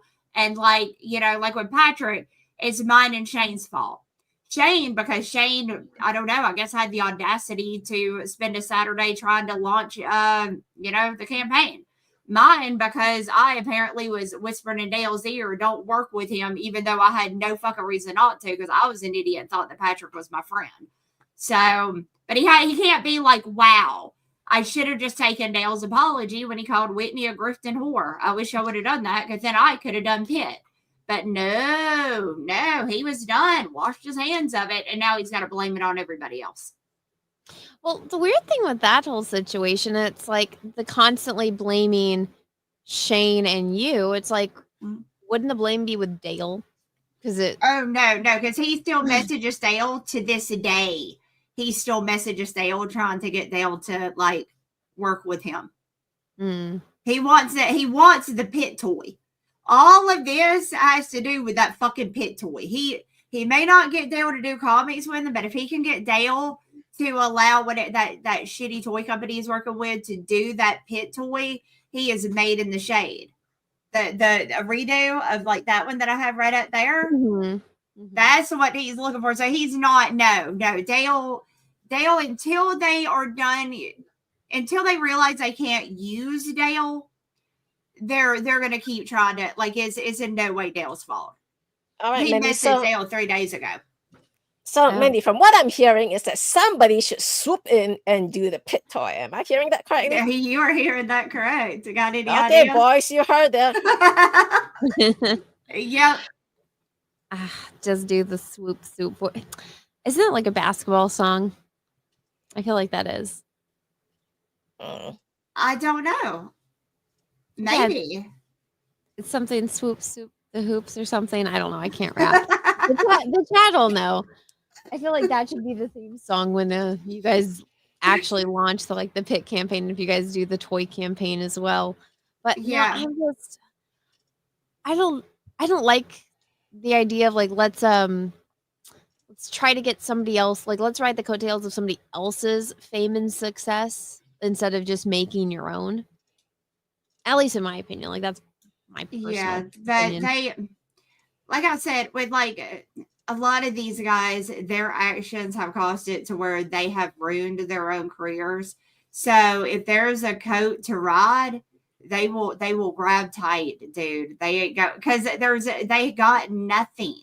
Like they already ruined it themselves. You know what I mean? Like they know that they're screwed. Basically, they know they're screwed. So what are they gonna do?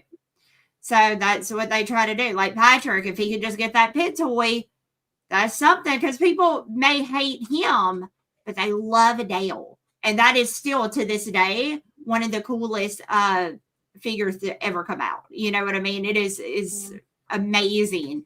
So yeah, that's Dale is until they get angry enough at him to realize that they can't use them. Dale's it's home free. It's just me and Shane that's going to take the abuse basically, and Yanzi by proxy, because she ain't even done nothing. She's just I don't understand this. You see, it's like, okay, so maybe you get the pit omnibus, maybe you get the pit toy, but it doesn't belong to you. You're always borrowing something from somebody. It's not yours to profit down the road. Like if let's say you get the pit omnibus from Dale, right? He could down the road, he could say, well, I'm going to give the publication rights to somebody else, and that's it. You lose it. So it's like, well, aren't you better off building something you can keep, you can give to your children? But it's like, no. We want this ready-made, hot and ready stuff right here. Grab it, print some books, and I don't know what the game plan is exactly. So I don't get it. Yeah, no, and I think it was actually Shane that I was talking to about that. And I guess the way I tried to say it with him was these guys, like, okay, like Shane is a pro. He comes from Marvel, DC, you know what I mean? Like he worked professionally in comic books. Most of these guys haven't. So to them, it's like it is technically they're never going to get to work for Marvel. They're never going to get to work for DC, Image, all of that. They're never going to get that opportunity. But if they can like latch on to Dale, to them, that is the modern day working for getting that, hey, I don't even think it's really just about the, hey, I've worked with Dale Keown, so look at me. You know, it's a way for them to swing their dick. It's a prestige that they will never get. And even if it's not real, to them, that's as close that they're ever going to get to that level of prestige of working as a pro, working with a pro instead of being able to work as one. So yeah, even though it's not theirs, it's kind of stolen prestige. It's still, that's to me, that's what it is. Like, that's the best I can think, because you keep hearing them say, you stole my dream. Your dream is to fulfill, because that's basically what it is. That's what it is. You gotta clean up the files, do pre-press, and then ship the books out. Right. How is that your dream? That's your dream? Like mine's to make comic books that are mine with characters that are mine. But that's so like, and that's the only way I can look at that is considering there's so much, you stole my dream. Well, I think it's just a prestige thing for them, like just to swing their dick and say, I worked with Dale Keown. I worked, because I that to me is what it is. I'm not 100, obviously I don't speak retard very well, but I do think that's kind of what it is. That's what it sounds like. John said Todd McFarlane should swoop in and do a pit toy. I mean, have you seen some of the McFarlane statues? They look pretty good. Even if it's just a statue, I think it would look pretty nice.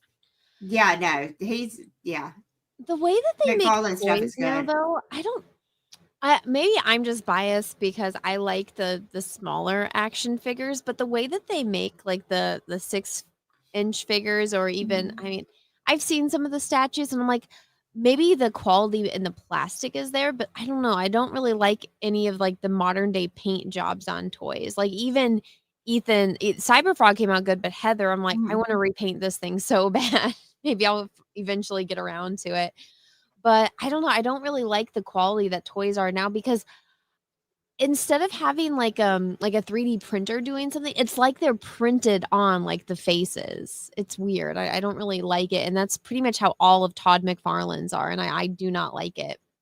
But that being said, if I see something really cool, I will buy it if it's a reasonable price. But like I bought his Labyrinth. He had David Bowie as the Goblin Queen. I bought both of those immediately. And That is awesome. As much as I don't like the print on the face, I'm like, I have to have this because there's nothing else really out there. Let me show you guys a cool new toy I got. Ooh, let's see. You guys got to see Yanzi's leg. They're always amazed when you stand up and walk around. It's like, yes, we all have legs. We have legs. We have legs, I know. All right, so I got this figure over here. You can see the eyes kind of track and follow you. Oh, that's cool. Oh, that is cool. Is that McFarlane? Nope, that is just a random Japanese toy company. It's like, what? No, that's kind of like, if I was drunk, that'd creep me the fuck out as it was following me around the room. But that is awesome. Yeah, this is what we should sometimes aspire to. Maybe it's a statue only, but it still looks cool. So hey. Yeah, no, it does. That's really a little cool. bit. I mean, it looks better than anything I've gotten from Disney in the past decade. Oh, it makes me so sad. I'm gonna be going to Comic-Con this weekend, and I always try to film all of the toys, and I'm always disappointed. There was actually this one. I don't know if you guys have seen it, but it's it looks like a little trailer, and you get in, and it's all these cameras, and they take full body photos of you, and then they make you into an action figure. And I did it at Anime Matsuri years ago, and I got it in, and I'm like, this was not worth the money I paid for.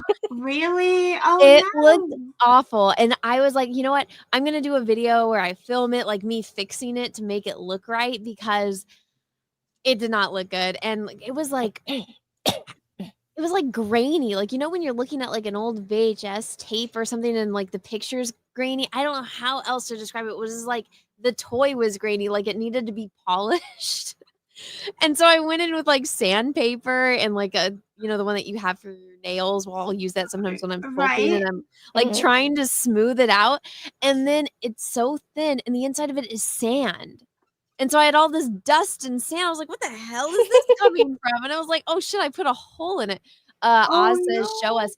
I don't know where it is. I reorganized this whole studio to make everything higher, so when my daughter can walk, she can't just grab things.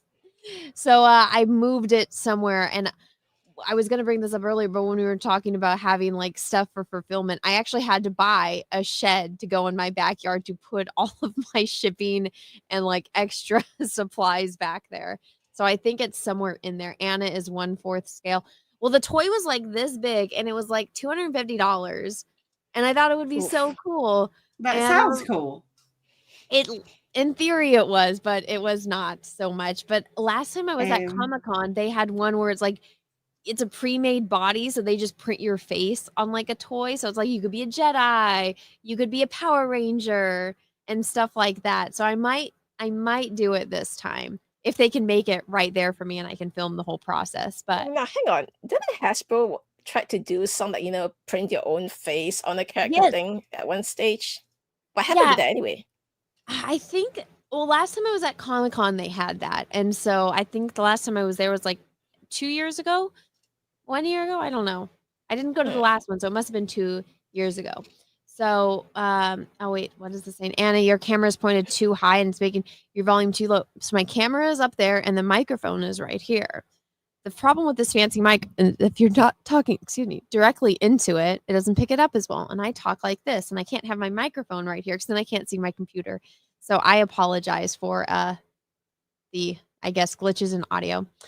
Hasbro gave it up. It sucked. So that's what I'm getting, is pretty much all of the make your own toys kind of suck. So we will see. If it is at Comic-Con, I will try it. I will invest another couple $100 into making some kind of toy. Well, hopefully it'll go better this time. You know what I mean? With Yeah, any luck, it'll go better. I mean, you said it was a while back. Maybe technology has really taken off, and take photos of yourself and turn them into into a figure. Sure, the 3D printing of a full figure thing, I think they do that in China a lot too. I've seen people do videos of this, and actually they look pretty accurate. But I mean, technology is changing every single day. Everyone can have a home 3D printer now. So Yeah. I remember when that was like probably the most expensive thing that you can get. And then my stepdaughter wanted one for Christmas a few years ago. So she could make Naruto like throwing daggers. And it's like, that's what you wanted to make? It's like, well, that's not dangerous at all. That sounds fun to me, though. I feel like I would do good with those. I've never tried, but you know how there's some stuff that you look at and you're like, I think I'd be good at that. I feel like I could really excel in the throwing daggers / throwing star situation. I feel like I would be good at it. I don't know. Nobody would be around. I mean, nobody trusts me to have such weapons, but I feel like if they did, I'd kick all the ass with it. One day. See, I thought that about like the American Ninja Warrior show, and then they had one at like a mall near me, so we went and I ate it so many times. So I'm like, all right, I have a new respect for these people. Oh no. See, I felt like Double Dare was where I would have really, thrived on Double Dare. Like those kids, they're like, oh no, I'm gonna take the challenge, the obstacle challenge or whatever. And they sucked. And I would watch from as a kid, and I think, y'all suck ass. I could like fucking kill this thing. And look at y'all. You're getting caught in the slime, you loser. So now I really need to get out there more. Russell, thank you for the 2. I think John already makes Shane wear a wig. Oh my gosh, Russell. Listen, I have already exposed how it's Shane that wears the pants and the relationship between him and John. I mean, Shane says, I'm going to this con, and John follows him there like a puppy. So we know who wears the pants there. TC, thank you for the 2.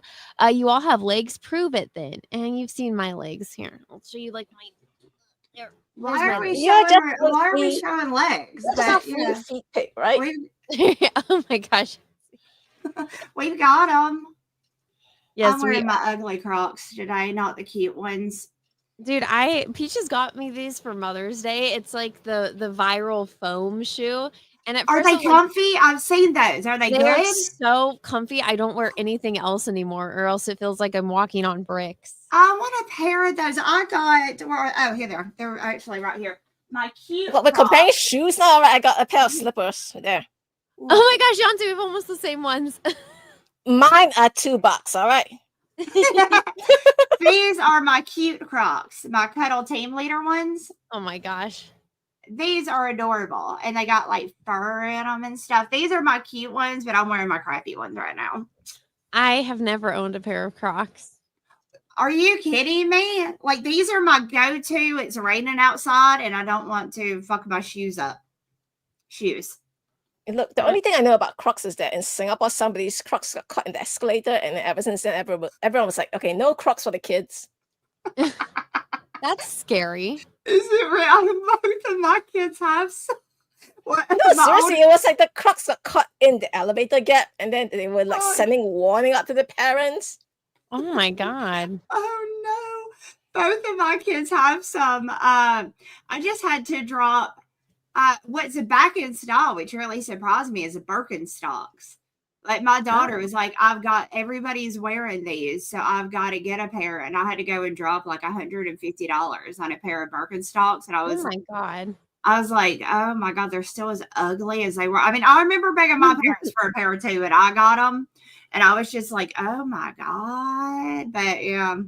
So back to Birkenstocks are back. You are the nicest mom ever. If I tried to pull that shit with my mom, she's like, if you don't find it at the thrift store, you don't get it. And if it's over $3 at the thrift store, you don't get it. That was my life. But you know what's funny? You can't find anything at a thrift store for $3 now. Thrift stores are more expensive than Target. Like, so the thrift store near me. So I was just going to go find like pregnancy clothes because I'm like, you know, I don't want to go spend full price on pregnancy clothes. And I'm like, I just saw this top at Target for $7, and at Goodwill it's $10. I was like, what the hell happened to Goodwill? No, it's like a Dollar Tree even. Like they're not dollar. Nothing in there is $1 anymore. Everything is like $5 now at Dollar Tree, and it's like, who the fuck are y'all kidding? Like, are you like? We went to Ollie's to, you know, look at books and stuff because, you know, books are cheap at Ollie's. But then I decided, okay, let's look at the groceries, see they're cheap as well. And it's like, no, they're more expensive than Walmart prices. It's like, that makes no sense whatsoever. So didn't get anything there. Yeah. Just got the books. Just the book. I just go in there.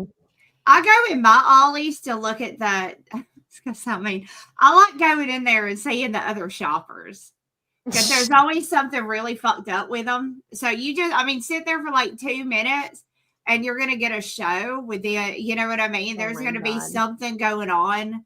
Because mine's in the ghetto too, so it's really like it's unsafe as fuck to even be in there. So I like going in there though; it's entertaining for me. I think like there's no Ollie's around me, but I think I looked it up, and there's like one in downtown LA in the ghetto, and I'm like, do I really want to go there? Yeah, I'm like, I don't think I want to go there. It's completely safe. It ain't worth that few bucks you're gonna save, Anna. No way. Yeah, no, it'll cost you more on gas than anything. Are you kidding? You'll be lucky if you still have a car to go back to by the end of it. That's true. Seriously, you won't have like hubcaps on your, and even if they're the cheap plastic ones that like come standard on your car, they'll take those too. Yeah, I'm not gonna risk it. Russell, thank you for the 2. Throwing knives are not easy to stick. Well, you would know, Russell. And then the next one, neither John nor Shane wear pants. The pants, Anna. I guess not, Russell. All right, you got me there. Anna is pretty much profiting the ghetto. I guess so. Yeah. See, that's why I didn't abandon my truck in Compton when I broke down, which I guess I could have since that was RIP, the last drive of my poor little truck. Oh well. Oh my God, TC just said Birkenstocks are for lesbians. I told her that. I told her. I don't think I didn't. I said, you know, those are worn amongst a group that, you know, I don't know if you want to, I don't know. And she just rolled her eyes at me. So I guess she don't believe me. Hey, at least your daughter wants to wear girls' clothes and you're allowing her to wear girls' clothes. My stepdaughter, her mom is like the biggest like dykey lesbian, and she refuses to let my stepdaughter wear like girls' clothes. Like we literally pick her up and it's like she's dressed like a boy. And it's like, you're a lesbian that hates men, yet you're forcing your daughter to be a boy. It doesn't make any sense. That is so sad too, because there are really fun aspects to being a girl. Like, so to me, like makeup was always fun. Like, you know, like I was playing with makeup when I was like 4 or 5. And like, same with my daughter, I let her, you know, we ain't going out of the house looking like, you know, fucking Bozo the Clown. But I've always let her, you know, play with makeup and wear my high heels around the house and stuff. I mean, I don't know. There's some aspects of being female that are really, really fun. And to me, that's, you know, doing your hair and your makeup and wearing cute dresses and going shopping. I mean, to me, that's the fun stuff of being a girl. So that's sad. Yeah. I mean, it sucks because it's like, she was the one, like everything had to be Elsa and Minnie Mouse, and like she loved painting her nails, and now it's like none of that. So that's my own personal drama, but you know, I'm just at least like my girl, I'm like, all right, I won't like force her to do anything or wear anything. You know, as long as like she's decent, I'll be okay. But right now I'm like, I wanted a boy so bad, and now I have my little girl, and I'm like, it's so much fun. Like, Yanzi, did you have so much fun just dressing Terry up when she was little? Oh, I mean, I guess you still do. Here's the thing, you see, she's grown so fast, so quickly. Whatever you got her, we're lucky you get like 2 wears out of it, you know? So it's like, after a while, we're like, Just get her whatever that she can fit in. I'm sorry to say we're at that stage. And look, I'm a tomboy. So unfortunately, I don't own a single piece of makeup and any of this stuff. I hardly wear dresses except for special occasions. So I think I'm raising a tomboy, which is fine. She's very girly for some reason. Like she's super girly, and I don't know where she learns all that from. So, oh dear, I think I know. Oh, did you like her? It must be the mange, yo. I'm Has kidding. she But seen mange? yes, she What just was kind her of reaction? stares. She just kind of stares, and it's like, "Daddy." What was her reaction the first time she saw Daddy dressed up like me? She like, what the hell? Aw. Speechless. Aw, it must have been so cute though. It's like, why is Daddy blonde? Did he talk like mange to her? Luckily, no. Oh my god. If he talks like me, sure, I don't know what kind of language he's gonna pick up. Woo! Yeah, God help her if she ever hears and starts picking that shit up where she's woo doing that shit through the house. Oh my God. What a nightmare that would be. Oh, I think it's hilarious. Russell, thank you for the 2. They don't hate men, they envy us. Oh, Russell, you don't know my hell. Goody 2 Shoes, thank you for the 2. I actually like this show, girly or not. Weekly question mark. Oh, our girl show. Yeah, so if anyone gets offended that I have CG Queens, listen. Mandy and Yanzi have both helped create and fulfill multiple books and multiple campaigns, which is why I personally have deemed them CG Queens. If there are any other women in the space that produce and fulfill multiple books, I will reassess the naming. But until then, I'm pretty sure, like, I mean, I know like other guys, you know, have their wives that like help them fulfill books. But when I think of CG Queens, it's like literally you two. Aw, thanks. You know, I can't, I mean, of course, like there's other, you know, women that are promoting or making other books of yes, I know I say it funny. I'm Californian. We do have accents. I'm sorry, Patrick. I speak funny. You want me to say hella and dude?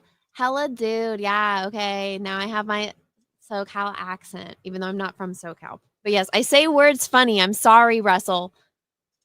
They both have accents too. We're all just from different parts of the world. Okay. I don't feel like I really have a noticeable one though. Well, you're from Mandy, the South. you are so Southern. You are like the Southern woman when I think of one. You know, the other day somebody called me love bug, and I was like, Mandy. Oh my gosh. Russell, Cecil is the CG queen, and no, he's not, because he stopped being gay. Once he goes back to being gay, I will reassess. But he has only fulfilled one campaign, so when Cash Grab 2 comes out, I will reassess. I selfishly want him to become fat and miserable again. I know. I liked him better that way. I don't know. I know that's selfish of me to kind of want that for him, but he was funnier. His funniness comes in pounds, and he's at his funniest when he's at his fattest. You know. Oh. Yeah, it's sad. Well, I mean, Juju could be a beard, so who knows? Maybe he's bi. That's true. He did just admit the other day to doing a threesome, and he missed the opportunity to Eiffel Tower. Yeah.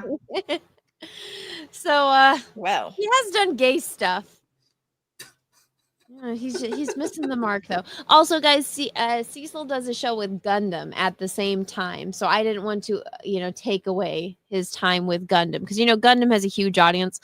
Also, guys, Cecil, as much as like we would like him to go back to being a miserable loser, he did have some car trouble, and I created a Gifts and Go for him. I don't have it pulled up, but if you just go to www.giftsandgo/ what is it? My loser friend Cecil .com. You guys can go and support his campaign. Let me see if I can actually pull it up. That was so fun. I read it And I died laughing. I was like, damn, she is not pulling no punches for this. Poor Cecil. It Let was me get so it. fucking funny. I have it right here. Let me get this. Okay. Yeah, and then John was giving me shit. He's like, she had AI write that, da, da, da. And I'm like, I spent time, energy, and effort creating this campaign for my retarded friend, and I get shit on for it. Why is it not? Fucking StreamYards. John doesn't believe anything he sees on the internet, though. You know what I mean? John is a non-believer. So it's sad, but so it's We're still doing the flat Earth thing with John, or what? I think so. I think he was at Donut Earth for a while, and now it's Flat Earth. But guys, our poor dear friend Cecil, he had car trouble. He needs a new engine for his car, and I told him, you just put a down payment on a new car and pay a fucking car payment, man. It's like, you just get a new freaking car, not one from the 1990s. Get a newer car. So he needs money to put a down payment on a car. People said that this was too much. Guys, they were asking me for $15,000 to put it as a down payment on a car, and that was a used car, and that was like 3 or 4 years ago. I think it was after COVID, but it was, so I want to say it was 3 years ago, 3 or 4. But so I actually think this is on the lower end. But guys, we broke $2,000, 155 raised for Cecil. You guys can go and read this beautiful message that I left explaining Cecil's situation. There's some amazing comments here, like look at this: fat, drunk, and stupid is no way to go through life except if you're Cecil. See, look at that. Look, for a tranny you haven't blown yet, or an old yellow retirement plan. Well, look at the one below that, Anna. Sorry, you blew a tranny. Oh, look at how nice. Like, this anonymous giver $100 and another $100, $110. How freaking nice! All of you guys leaving anonymous money for Cecil. He appreciates it. I could, I think I can access the prayers. Let me see, since I'm the one that created it, so I think I can look into it. Let me see. Let's read some of the prayers that people sent to Cecil. If I can remember what my password is. Oh yeah, I said. I'll tell you one thing though, car prices have definitely gone up since COVID. Oh my God, I know.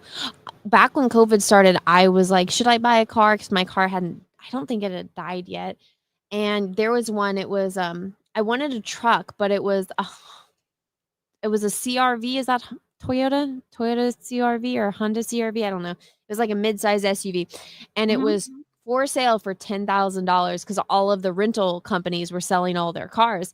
And I almost bought it, and I didn't. And I'm kicking myself to this day that I didn't buy that freaking car because all the cars skyrocketed.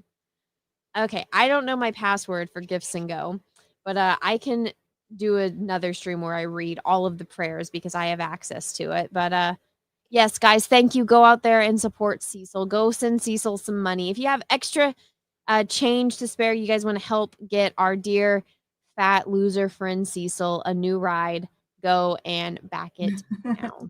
I would really support it. Yes, thank you, Holocron Firefox, for posting that for me. Cecil was a rare, unmolested altar boy. Yes, that is true. He is not happy about that, though. 200 Watt Studio, thank you for the 2. Juju is his beard. He's still with Peaches. Oh, fuck you. No, he's not. Wait a minute. He was an altar boy and didn't get molested? Yeah. What's wrong with him? Yeah. He's fat, ugly. Like why didn't the priest want to diddle him? Because he's fat and ugly. Did that not hurt his self-esteem though? Like, it does. That's why he talks about it. I mean, that would like that would destroy me. Like if I was him. I mean, like they don't care. Those guys don't care who they're diddling. You know what I mean? As long as you're, a little, they don't give a shit. And then there was Cecil, and they're like, no, not even worth the diddle. And that's sad for him. Wow. That's Cecil's life, though. Let's see. Wrestling for the 2. It's hard to Eiffel Tower from the middle. Yeah, well, now Cecil knows that. Darth Danger Zone thing for the 2. Anna is the GOAT for starting Cecil's gift single. Yeah, people are mad at me for that. They're calling it a cash grab. And I'm like, hello, it's Cecil. Of course it is. And also, Cecil didn't create it for himself. And he was actually embarrassed at the fact that I did it. But I'm like, I would rather have this up and available as compared to listening to you complain for months on end about how you're broke and you don't have a car. At least now we keep him fat and hopefully he can get enough money to put a down payment on a car. Yeah, we don't want him walking because then he'll get even less funny than what he is now. Cecil's humor comes by the pounds. If he's thin and he's having to walk everywhere, he's going to lose more weight. And God, can you imagine how unfunny he's going to be then? No, he needs to stay fat, and the only way to keep him fat is to stop him from having to walk. We need him. We need him zooming, so he stays really, really fat. It all makes sense. It does. I'm trying to pull this up, and of course, it's not loading. So let's see. Oz Artcation says thin and sober is no way for him to be. Exactly. Thank you. Agreed. Yeah. I don't like it. It's not him, and it doesn't work for him either. What is this? What on earth just popped up on here? Okay, I already read that one. I don't know what is going on. StreamYards, I'm not happy with this at all. I haven't been streaming as much lately, and everything is in a different place. And I just had this pop up, and it said something about like my streaming could be interrupted, but I don't see anything. Everything looks fine to me. Have you guys had that problem? Yeah, what is it that if you were using Firefox or I don't remember the ones. There's certain ones right now that if you use those, it might dick with it when you share your screen. Oh, and that's what they're, but I don't remember which ones, but one of there's like 3 of them. Basically, they're saying we fucked it up so bad now that it's up in the air whether or not you're even going to be able to share your screen without there being an interruption. I hate I think Chrome is the only one that they really support all the time, so you're going to have to stick to Chrome for now. Yeah. It's annoying. Let's see. Russell, thank you for the 2. Arzart Creations, old avatar over new avatar. Well, Russell, you are here with all the opinions. So, guys, I'm going to be going to Comic-Con this weekend. And I've had like this schedule up that I've been scrolling through, like what I want to see to cover. And look at how to get news coverage. Yay. Let's see how we can go viral. Find a tower. Well, no, there was one. Let me go back to the comics because there's so much shit on here that I'm like, this is so stupid. But there was one, and I kid you not, it's Indigenous women in comics and basket weaving. And I was like, what? Who the fuck is going to go to that panel? Well, there's a cat lady panel. The fuck do you learn at the cat lady panel? Let me see. Maybe it's under comment. Let's see. But no, I was trying to see. There's like no celebrities that are going that are listed. I know that George Lucas is going. He's going to be on a panel on Sunday. Queen Latifah is presenting the panel, like hosting it. And it's him and Guillermo del Toro and Queen Latifah. And I'm like, who would ever expect those 3 people to really be in a room? Why? Together? What are they doing together?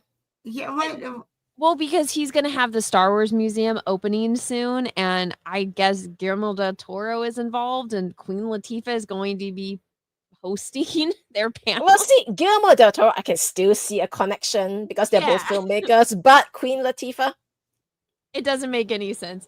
But they're not even listed on like the guests of the con, so it's like going and trying to find out what celebrities are going to be here. I'm like, if you want autographs, forget about it. But I was looking on here and I'm like, okay, what would I want to see? Pretty much nothing. Like, there's nothing exciting. It's like, ooh, Jim Lee. It's like, all right, there's Jim Lee. But going through it, it's like writers at Coffee House, San Diego Comic, rewriting rules of storytelling. There was one, and it was the Jim Shooter Memorial is nice. That would be nice. Yeah. Creating comics, asking pros. There was one, and it was like all women I've never heard of that were doing a panel, and it was like how to break into comics. And I'm like, oh, a bunch of women telling people how to break into comics. I wonder how that's gonna go. Well, Anna, that's sexist now. You know they aren't gonna put their boobs out there and say that's how I got into comics. It's gonna be like, well, I waved my women card and told people that y'all are racist or sexist or misogynistic for not putting women front and center, kind of Well, thing. it's funny because, shame like, them. it's not even like women like Gail Simone that are going to be on this panel. It's women I've never fucking heard of. And I'm just like, what on earth? But looking at this, I'm like, there's really nothing I want to go see to cover, even for the channel. I'm like, it's not even worth the price of me driving down here to go look at all of this. And I'm like, this isn't the way I remember Comic-Con being. Like, I remember Comic-Con was especially San Diego Comic-Con, the place to be, and with all of the people there.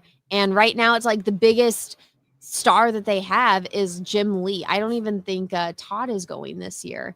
At least I didn't even see his booth. Wow. I know. Well, I mean, look, you could use some baskets for shit. Go learn how to make some baskets. I mean, who knows what you could, I mean, go to the woke panels. Go to the cat lady panel, you know. You can do like a craft channel special or something, you know. See, yeah. While you're weaving baskets on your live stream, you can talk about cat lady shit and talk about, you know, I plan to be a cat lady one day, you know, once I'm all by my lonesome, I'm going to load up on kitties and I'm going to fill this basket here that I'm making with yarn and stuff for my kid. I mean, yeah, it could be a whole thing. I'd watch it. No. You have to clickbait it. You got to draw eyeballs. Anna's going to sit on the floor. She's going to have her bare feet out and she's going to have to be weaving the basket while she's in like a sundress or something, you know, that kind of thing. That's perfect. A part of me, what I want, because some of these have like the wokest of woke, you know, panels. And part of me, I'm like, I kind of want to just film it for the cringe. And I will never forgive Chris, my friend Chris Gore. He's like, oh, I have tickets to like this runway show, because we were all supposed to go to this like event later, but it was like time to kill, and so he gave it to me, and so me and one of my friends went, and we were pretty drunk, and so we're sitting there, and it was a drag show, and we're like, we're gonna kill Chris. We're gonna kill Chris. Like, I thought it was like a cosplay, like I don't know, like just like something cool like that, like WoW or like magic kind of like cosplay. And instead it was like some weird cringy woke drag show, and it was like rainbow this and that. And I'm like, you're in California, there's drag the streets. Why do you need to go to a drag show? I know. Yeah. I know. But I was like, oh, this is why he, you know, tortured us with these stupid tickets. But I was like, go see Billy Tucci and Andy Smith and Aaron. I am going to go see them. Aaron messaged me, Billy, thank you to Billy for getting me my ticket. For those that don't know, I had press passes for San Diego Comic-Con and WonderCon, and they last for 2 years. And then I was on a stream with John and Shane and Cecil and Ethan.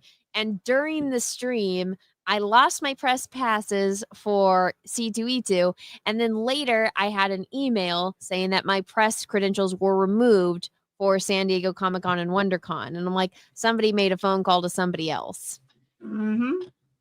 So, but I was like, whatever. But Billy was nice enough to get me a pass for this one. So thank you to Billy. So I'm gonna I usually film like the floor and like just walk through and like show you guys all the booths and the toys and stuff like that. But I think I'm going to try to go to a couple panels and either film them or live stream. So stay tuned for that. But I'm excited to meet Andy in person. I've met Billy and I've met Aaron, but I haven't met Andy in person. So I'm going to meet him. And then if Mike is there, I'm going to talk to him about that Heroes Con bullshit, because that wasn't cool. So hopefully it'll be fun. Hopefully it won't be a big deal or any drama. That's what I'm fingers crossing for.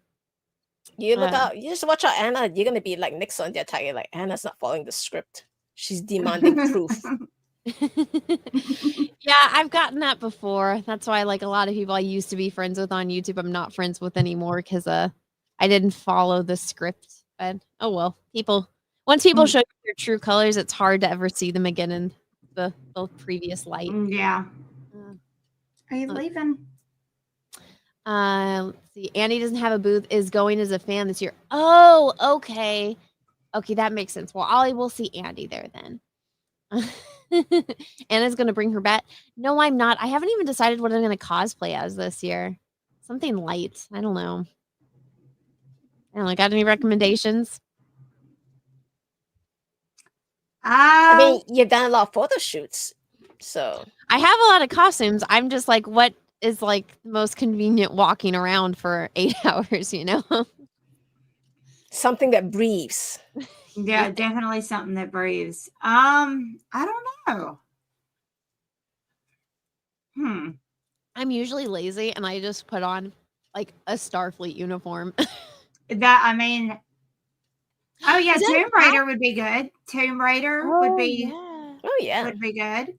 I've gone as Lara Croft before. So I've gone as Lara, Tifa, Wonder Woman. I think I went as Barbie. Oh. Yeah, I know one of the days I'm gonna dress like a Vulcan, but I'm like, what should I wear to like George Lucas's panel? I'm like, that one I'm nervous for, but I'll figure it out. Oh my gosh, they're saying the astronomy CEO's mistress. Ooh. I can get like a fake, like have a kiss cam cut out and fake guy on my shoulder. That would be freaking funny. That would be funny. Cosplay as Cecil. Oh my gosh, no, thank you. You'd have to get a fat suit for that, and that would be kind of hot wearing the fat suit all day. Oh yeah, and all that padding too. Excuse me, pardon me, coming through. Slave Leia is one I could do. I don't really feel too comfortable walking around in that for 8. Actually, I might. What about one of them blue chicks that play at the cantina? Yeah, I get. Yeah, aren't there just random ones that play? I don't at, have like the the cantina? headpiece for that. Or the canteen, not cantina, canteen. Vampirella, Red Sonja. There would be a lot of slips there, so I don't want to do that. Also, Red Sonja's costume is really heavy. So yeah, not. Oh yeah, all that metal. Yeah, and also I used fake blood for the photo shoot, and I never cleaned it off, and it's still there, and it's sticky. Oh no! And I'm like, John and Shane meme you. Meme in your DMs, Anna. Okay, let me go find that. Oh, come on, Texas. All right. Let me refresh. I don't have any meme. Oh, is it the video you sent me? Okay. Oh, I bet it's romantic. Oh boy. A love of the ages, some might say. Oh my god. This is the cold. Okay, I can play this. Oh my god. Okay. Yanzi, I apologize in advance, but it's funny. I don't know what to say. Okay, here we go.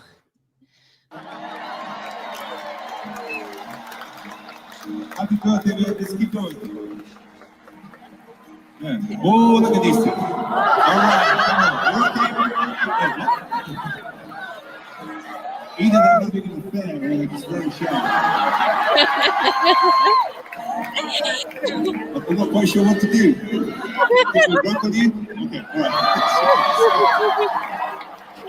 Okay, Texas, you have to have like John like immediately diving down. You have to have one of them diving down, but that was great. Oh my god. I've never seen it from that angle. No, me neither. Shane was the little spoon. Aww. Aww. You know, with the astronomer CEO thing, imagine if they never panicked and never died. No.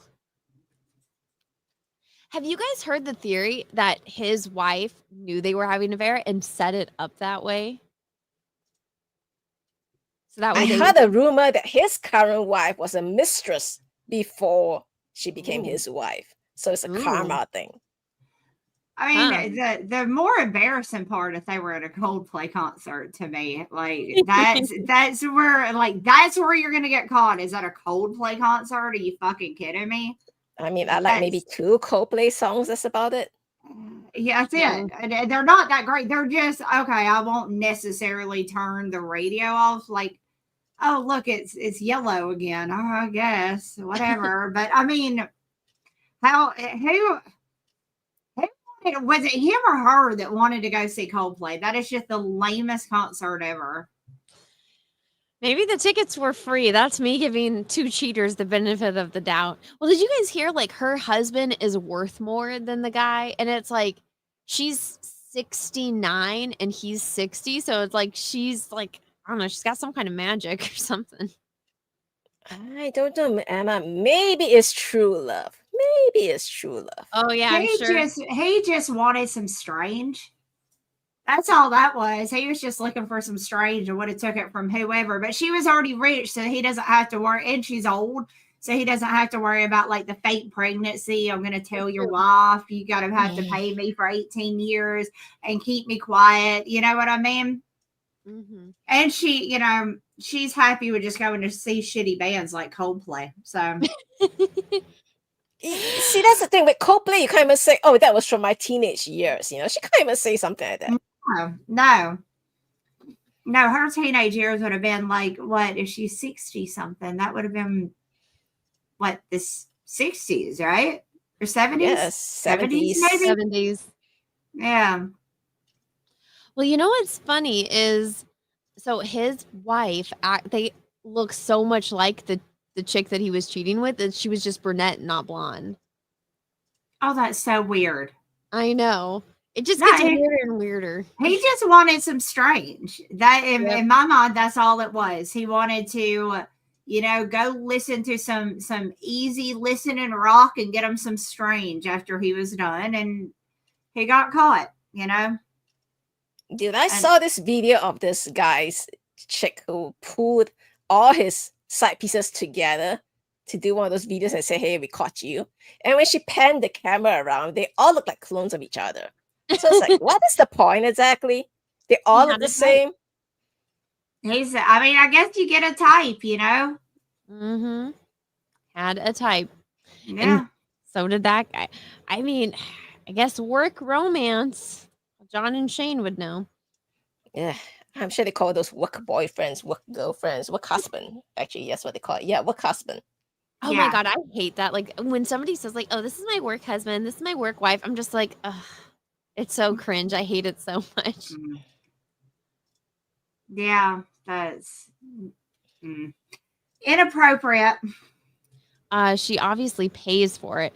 That is true. I think they're both paying for it by taking a forced leave of absence, so they both get to go on vacation together, and they're probably going to both go through very messy divorces. That's what they did, isn't it? Yep. I didn't even think about that.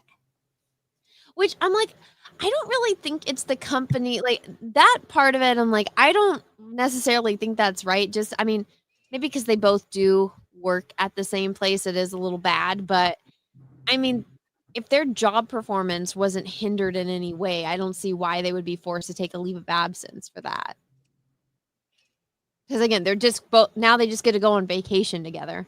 Do we know if that was like, okay, was that like a first date and that was his like first chance of maybe getting it in at the end of the night, or if this been going on for like a long time? I don't know. I don't think they've released anything like that. Dude, if your first date is a Coldplay concert, I think that says a lot about you, okay? It says it speaks massive volumes, but now I'm kind of wondering, like, maybe he hadn't got, because they were still like being like huggy and stuff, like makes me think maybe it was a first date and he was like, I know how I'm going to get it in tonight. I'm going to take her to Coldplay and they're going to play Yellow and it's going to seduce her because, you know, Coldplay is a massive panty dropping band. So I'm going to take her there. I'm going to get her super aroused and then I'm going to stop and like get her a Starbucks or something else really generic on the way home. But he got caught. And now, you know, now he's having to be like, damn, I didn't even get it in, you know, all of this for nothing. I don't know. They were pretty cozy. I think they'd been doing it for a while. At least that's what it looked like to me. Well, say, I figured if they'd been doing it for a while, they wouldn't be cozy at that point. Like she would demand something better than Coldplay. No, I think they're at a magical spot where it's like between 3 to 6 months. You know what I mean? Yeah. They're in the honeymoon phase. They weren't even in good seats, though, were they? They were up pretty high. I think they were in like a box.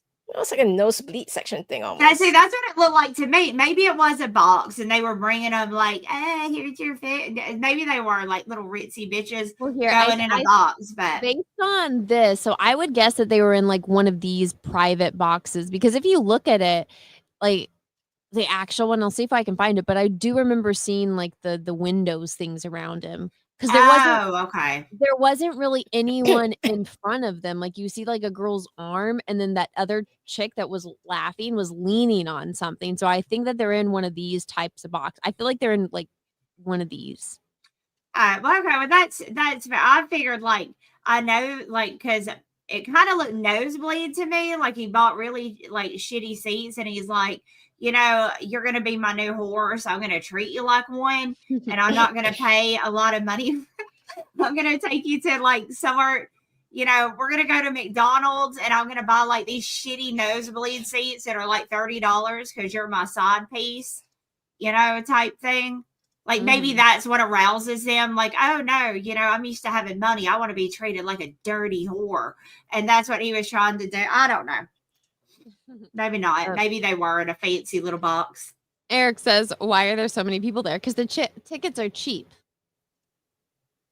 That's what I'm guessing. I don't know. Coldplay is like this old thing that maybe, like I said, one or two songs that are good. That's about it. Yeah, yeah. Like, aside from Yellow, I can't think of a name of one of their songs. Like, there's the one where they talk about Spider-Man and Batman. I remember that one. Something Just Like This. Is that the name of the song? I don't even know that one. Yellow is the only one I can think of. The Scientist. Which one was that? I don't know. I just remember he starts talking about Batman and Superman and Spider-Man. Let's see.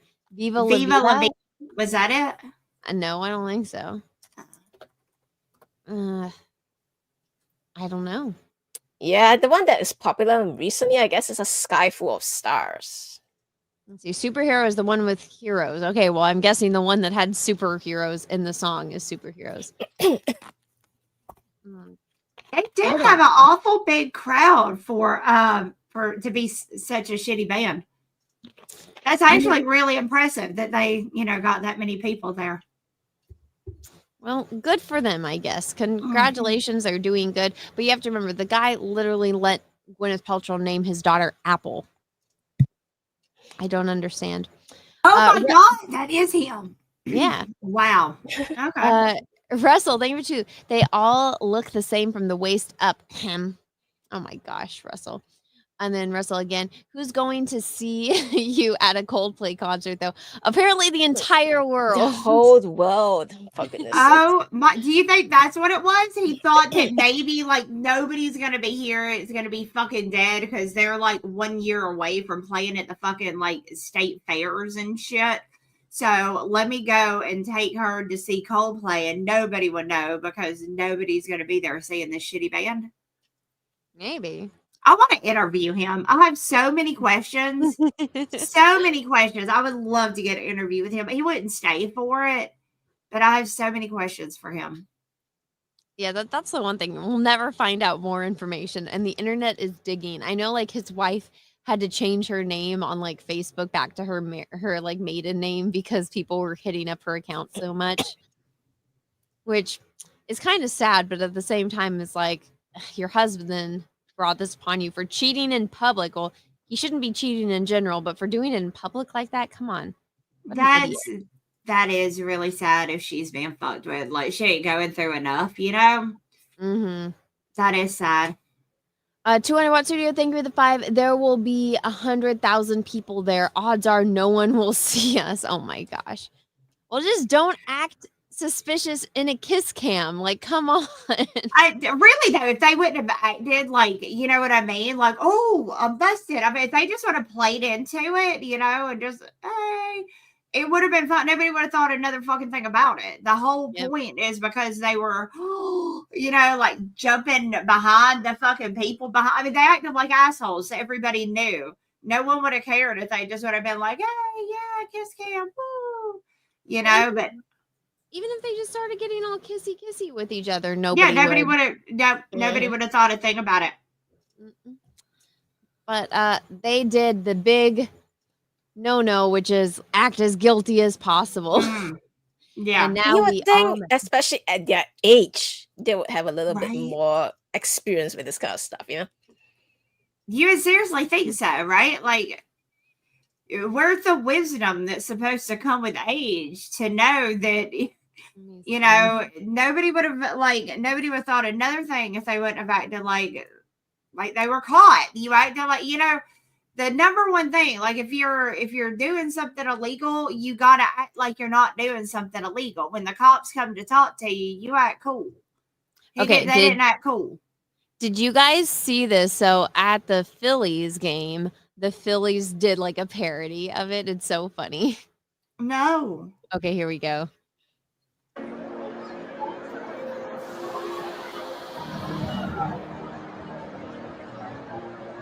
Yep. Everybody acting normal on the kiss cam. None of those people are couples, so they're not. Okay, there we go. Got a kiss. Aww. See, and all these people could be cheaters and we would never know. Yep.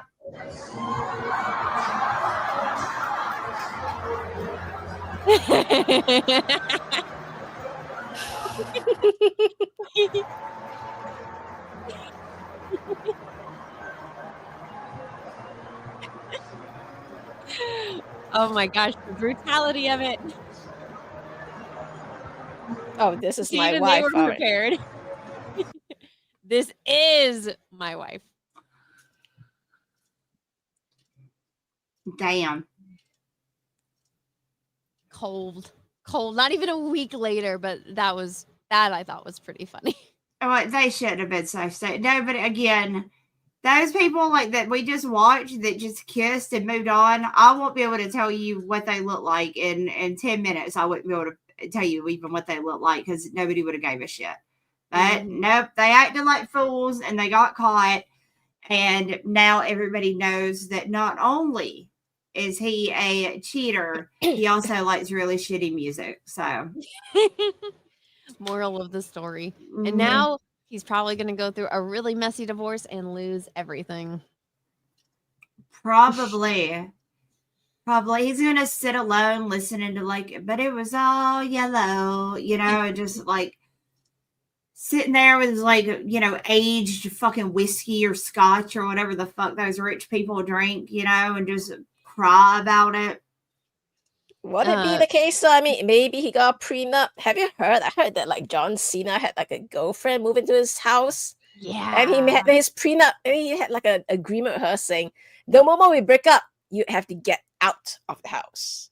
Like it's not a prenup even. It's just like an agreement thing. It was like a 65-page contract that she had to sign before moving in with him. I was like, good for him. What the fuck done? I wanted to know the story that happened that made him come to the conclusion that a 65-page contract was needed. Like because of all the other guys dealing with this bullshit. like who moved the bitch in, right? And then she wouldn't leave even after the breakup. You know where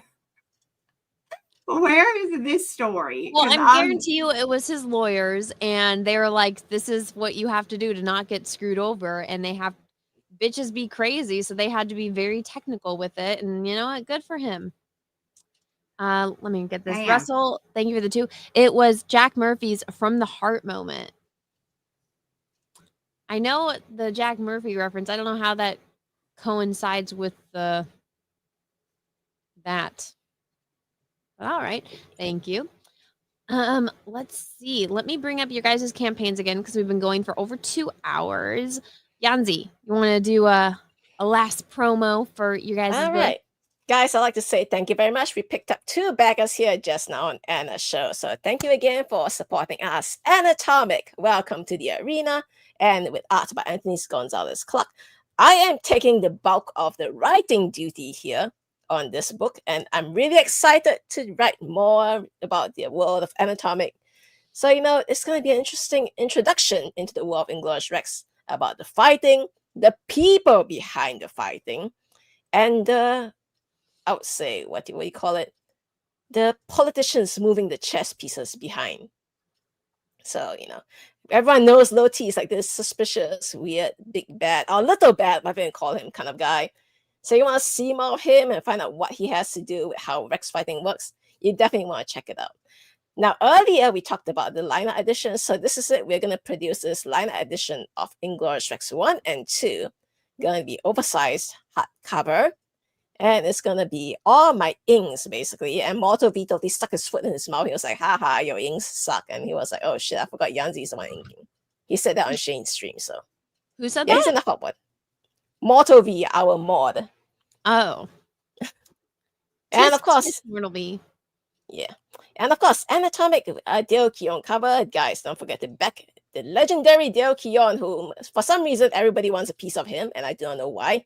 I mean, he's kind of old. It's probably a bit stringy, you know what I mean? But, you know.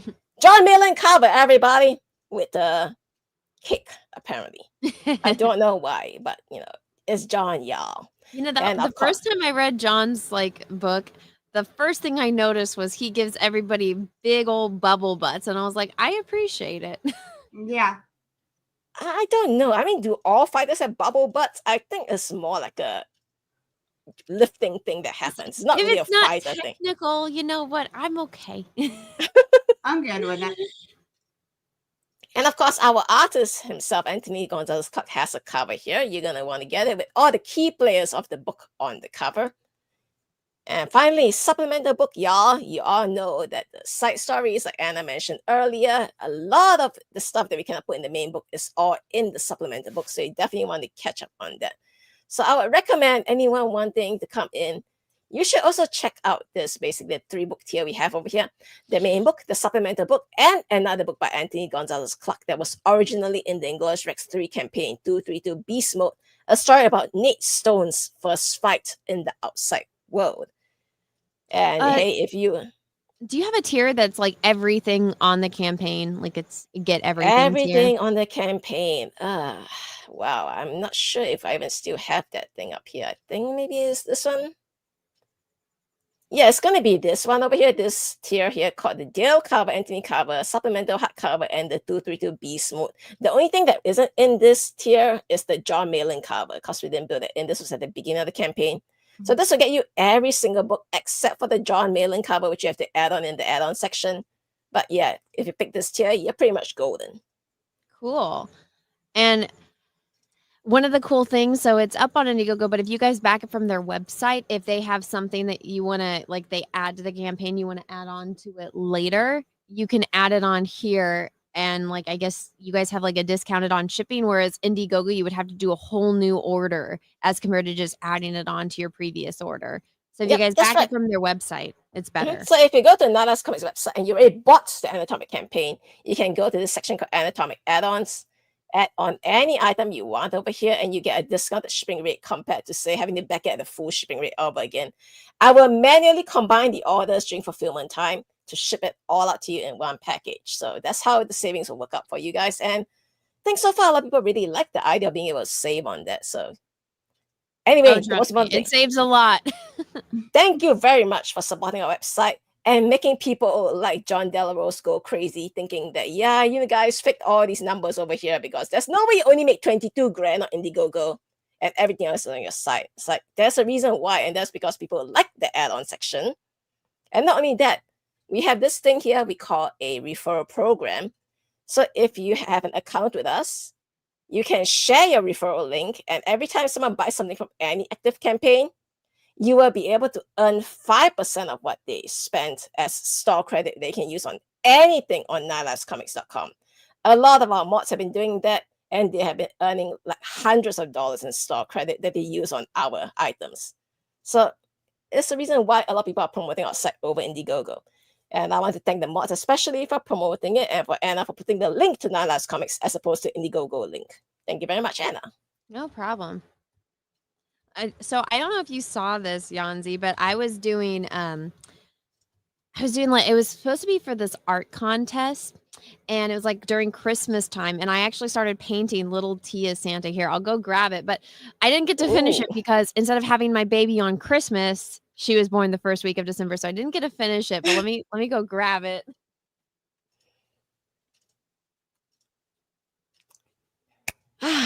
Guys, okay, what so a day. The art contest was you had to like buy these birch panels from the art store and then paint something Christmassy on them. So I was like, oh, I'll just paint all the characters as Santas. So I did That is Cyberfrog. cool, actually. That is so cute. It's not finished, but so I did The first one I did, of course, was Cecil as Santa. I didn't get it finished, so we get it. Naughty. Yeah. So there's Cecil. And then the last one, which I did the least amount of work on, was I was trying to paint Little T as Santa. And so I was like, how would he look as Santa? And I was like, he kind of looks like an evil elf. So I mean, he is already a little person, so I know. But so I did that. I was trying to get it done so I could send it to you guys by Christmas, but I had a baby instead. Anna, that is nothing to apologize for. Well, I'm mad at myself for not getting it done in time and also not keeping my baby in my stomach the whole time, but I guess that's one of the downsides of having one kidney. Okay, gotcha, Mandy. Let's see. Guys, please don't spam shit, especially if I don't know who you are. Thank you. But okay, Mandy, here we go. Yes, guys, go back and Glorious Rex. The link for their website is in the description of this live stream, and it'll be there after. And also, once I re-upload onto my secondary channel, it'll be there as well. Also on Rumble as well as on Twitch. And then, man, is this the only campaign you have right now? I feel like you have another one. I do, but this is the one that I'm kind of promoting right now because as we are getting ready. But you can also, you guys, go to my website and you can find all of the campaigns that I have going on right now. Super Dead is also over there. That Super Dead 2 is actually what I am funding right now over there. But yeah, so you guys, we have a sign up page for Pit Volume 1. It is going to be, we're going to do a total of 5 trade paperbacks, 4 issues a piece. We're going to get this one out this year, and then we're going to do 2 a year after that, starting in 2026. We'll be doing 2 that year up until we've caught up with them. And then we're planning on doing an omnibus with it. But for right now, the best way to do it was start off with the trade paperbacks. Because some of you guys probably have never even seen Pit, but or like read it back when it was new and stuff. Amazing artwork. Those of you that follow me and Dale and stuff, Dale's artwork he is one of a kind artist. It's hard to find anybody that is as talented as he is. So this is, his IP that made him, Hulk made him really famous, but this is his own. So if you guys have not signed up for it, please go and do it. And also, I am in the middle of fulfillment on Gymshark. I did see somebody in the chat asking about Jack the Ripper. I am fulfilling that one as well. So I'm almost done. I'm pretty fucking close to being done with it. So now I'm kind of dual fulfilling at the same time. So if you haven't gotten your Jack yet, they are coming. I am still working on them. Some of the boxes and stuff I'm still working on getting those like all put in the boxes and get sent out to you guys. So, but I'm also in the middle of fulfilling Gymshark as well.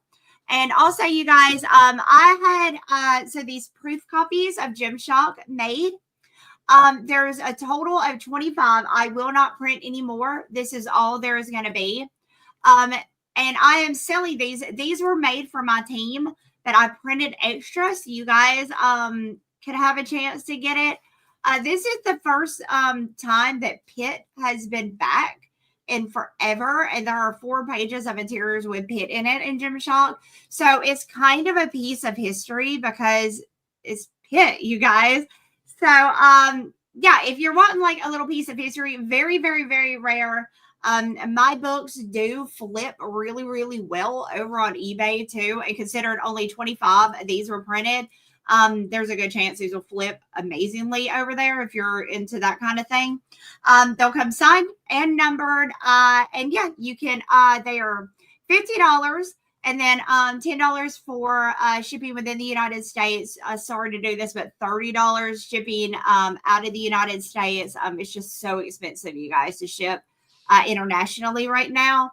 But you can hit me up at Mandy at my PayPal is Mandy at Stuntman Comics. So you can just hit me up there if you would like to get one of these. And there's a very, very few of these left. And like I said, it's a print run of 25, and that's it. There won't be any more. So yeah, if you guys want to check it out, please go do it. Get a piece of history of Pitt as we get ready to launch Pitt Volume 1, you guys. So yeah. Yay. Super So guys, excited. go and sign up. Links for all this is in the description of this live stream. And thank you, Yanzi and Mandy, for being here. And guys, I also have a couple of projects to promote. I have the I Project is still up on In Demand and Indiegogo if you guys are interested in backing my book. I'm still in the pre-press process, so we're still getting all like little details honed in. Like, for example, this one I need to get a better picture of, but all the rest of them, you guys are all beautiful and perfect. So thank you for going out and volunteering your eyeball for me to paint. So this is still in the process. You guys can still back it up on Indiegogo. Once I take it down off of Indiegogo, whatever is left, it'll go up on my eBay, or not eBay, Etsy store, because I got my Etsy back, and it will never be this price again. It will go up higher. So if you guys want the cheapest price available, you will have to back it from Indiegogo. And then last but not least, guys, we need to get our dear loser friend Cecil a car. So please go to Gifts and Go. If a chick can get almost $1 million from shouting the N-word at a little kid, we can all come together as a community and help get Cecil a down payment on a car. And also it's making people read, which is hilarious. So go and back it. Go and support Cecil. We will read all of your guys' funny messages. Let's see. Did anybody back it? Since 5 hours ago, Cecil got $100. So thank you to this anonymous giver for donating $100 to Cecil. Not saying anything.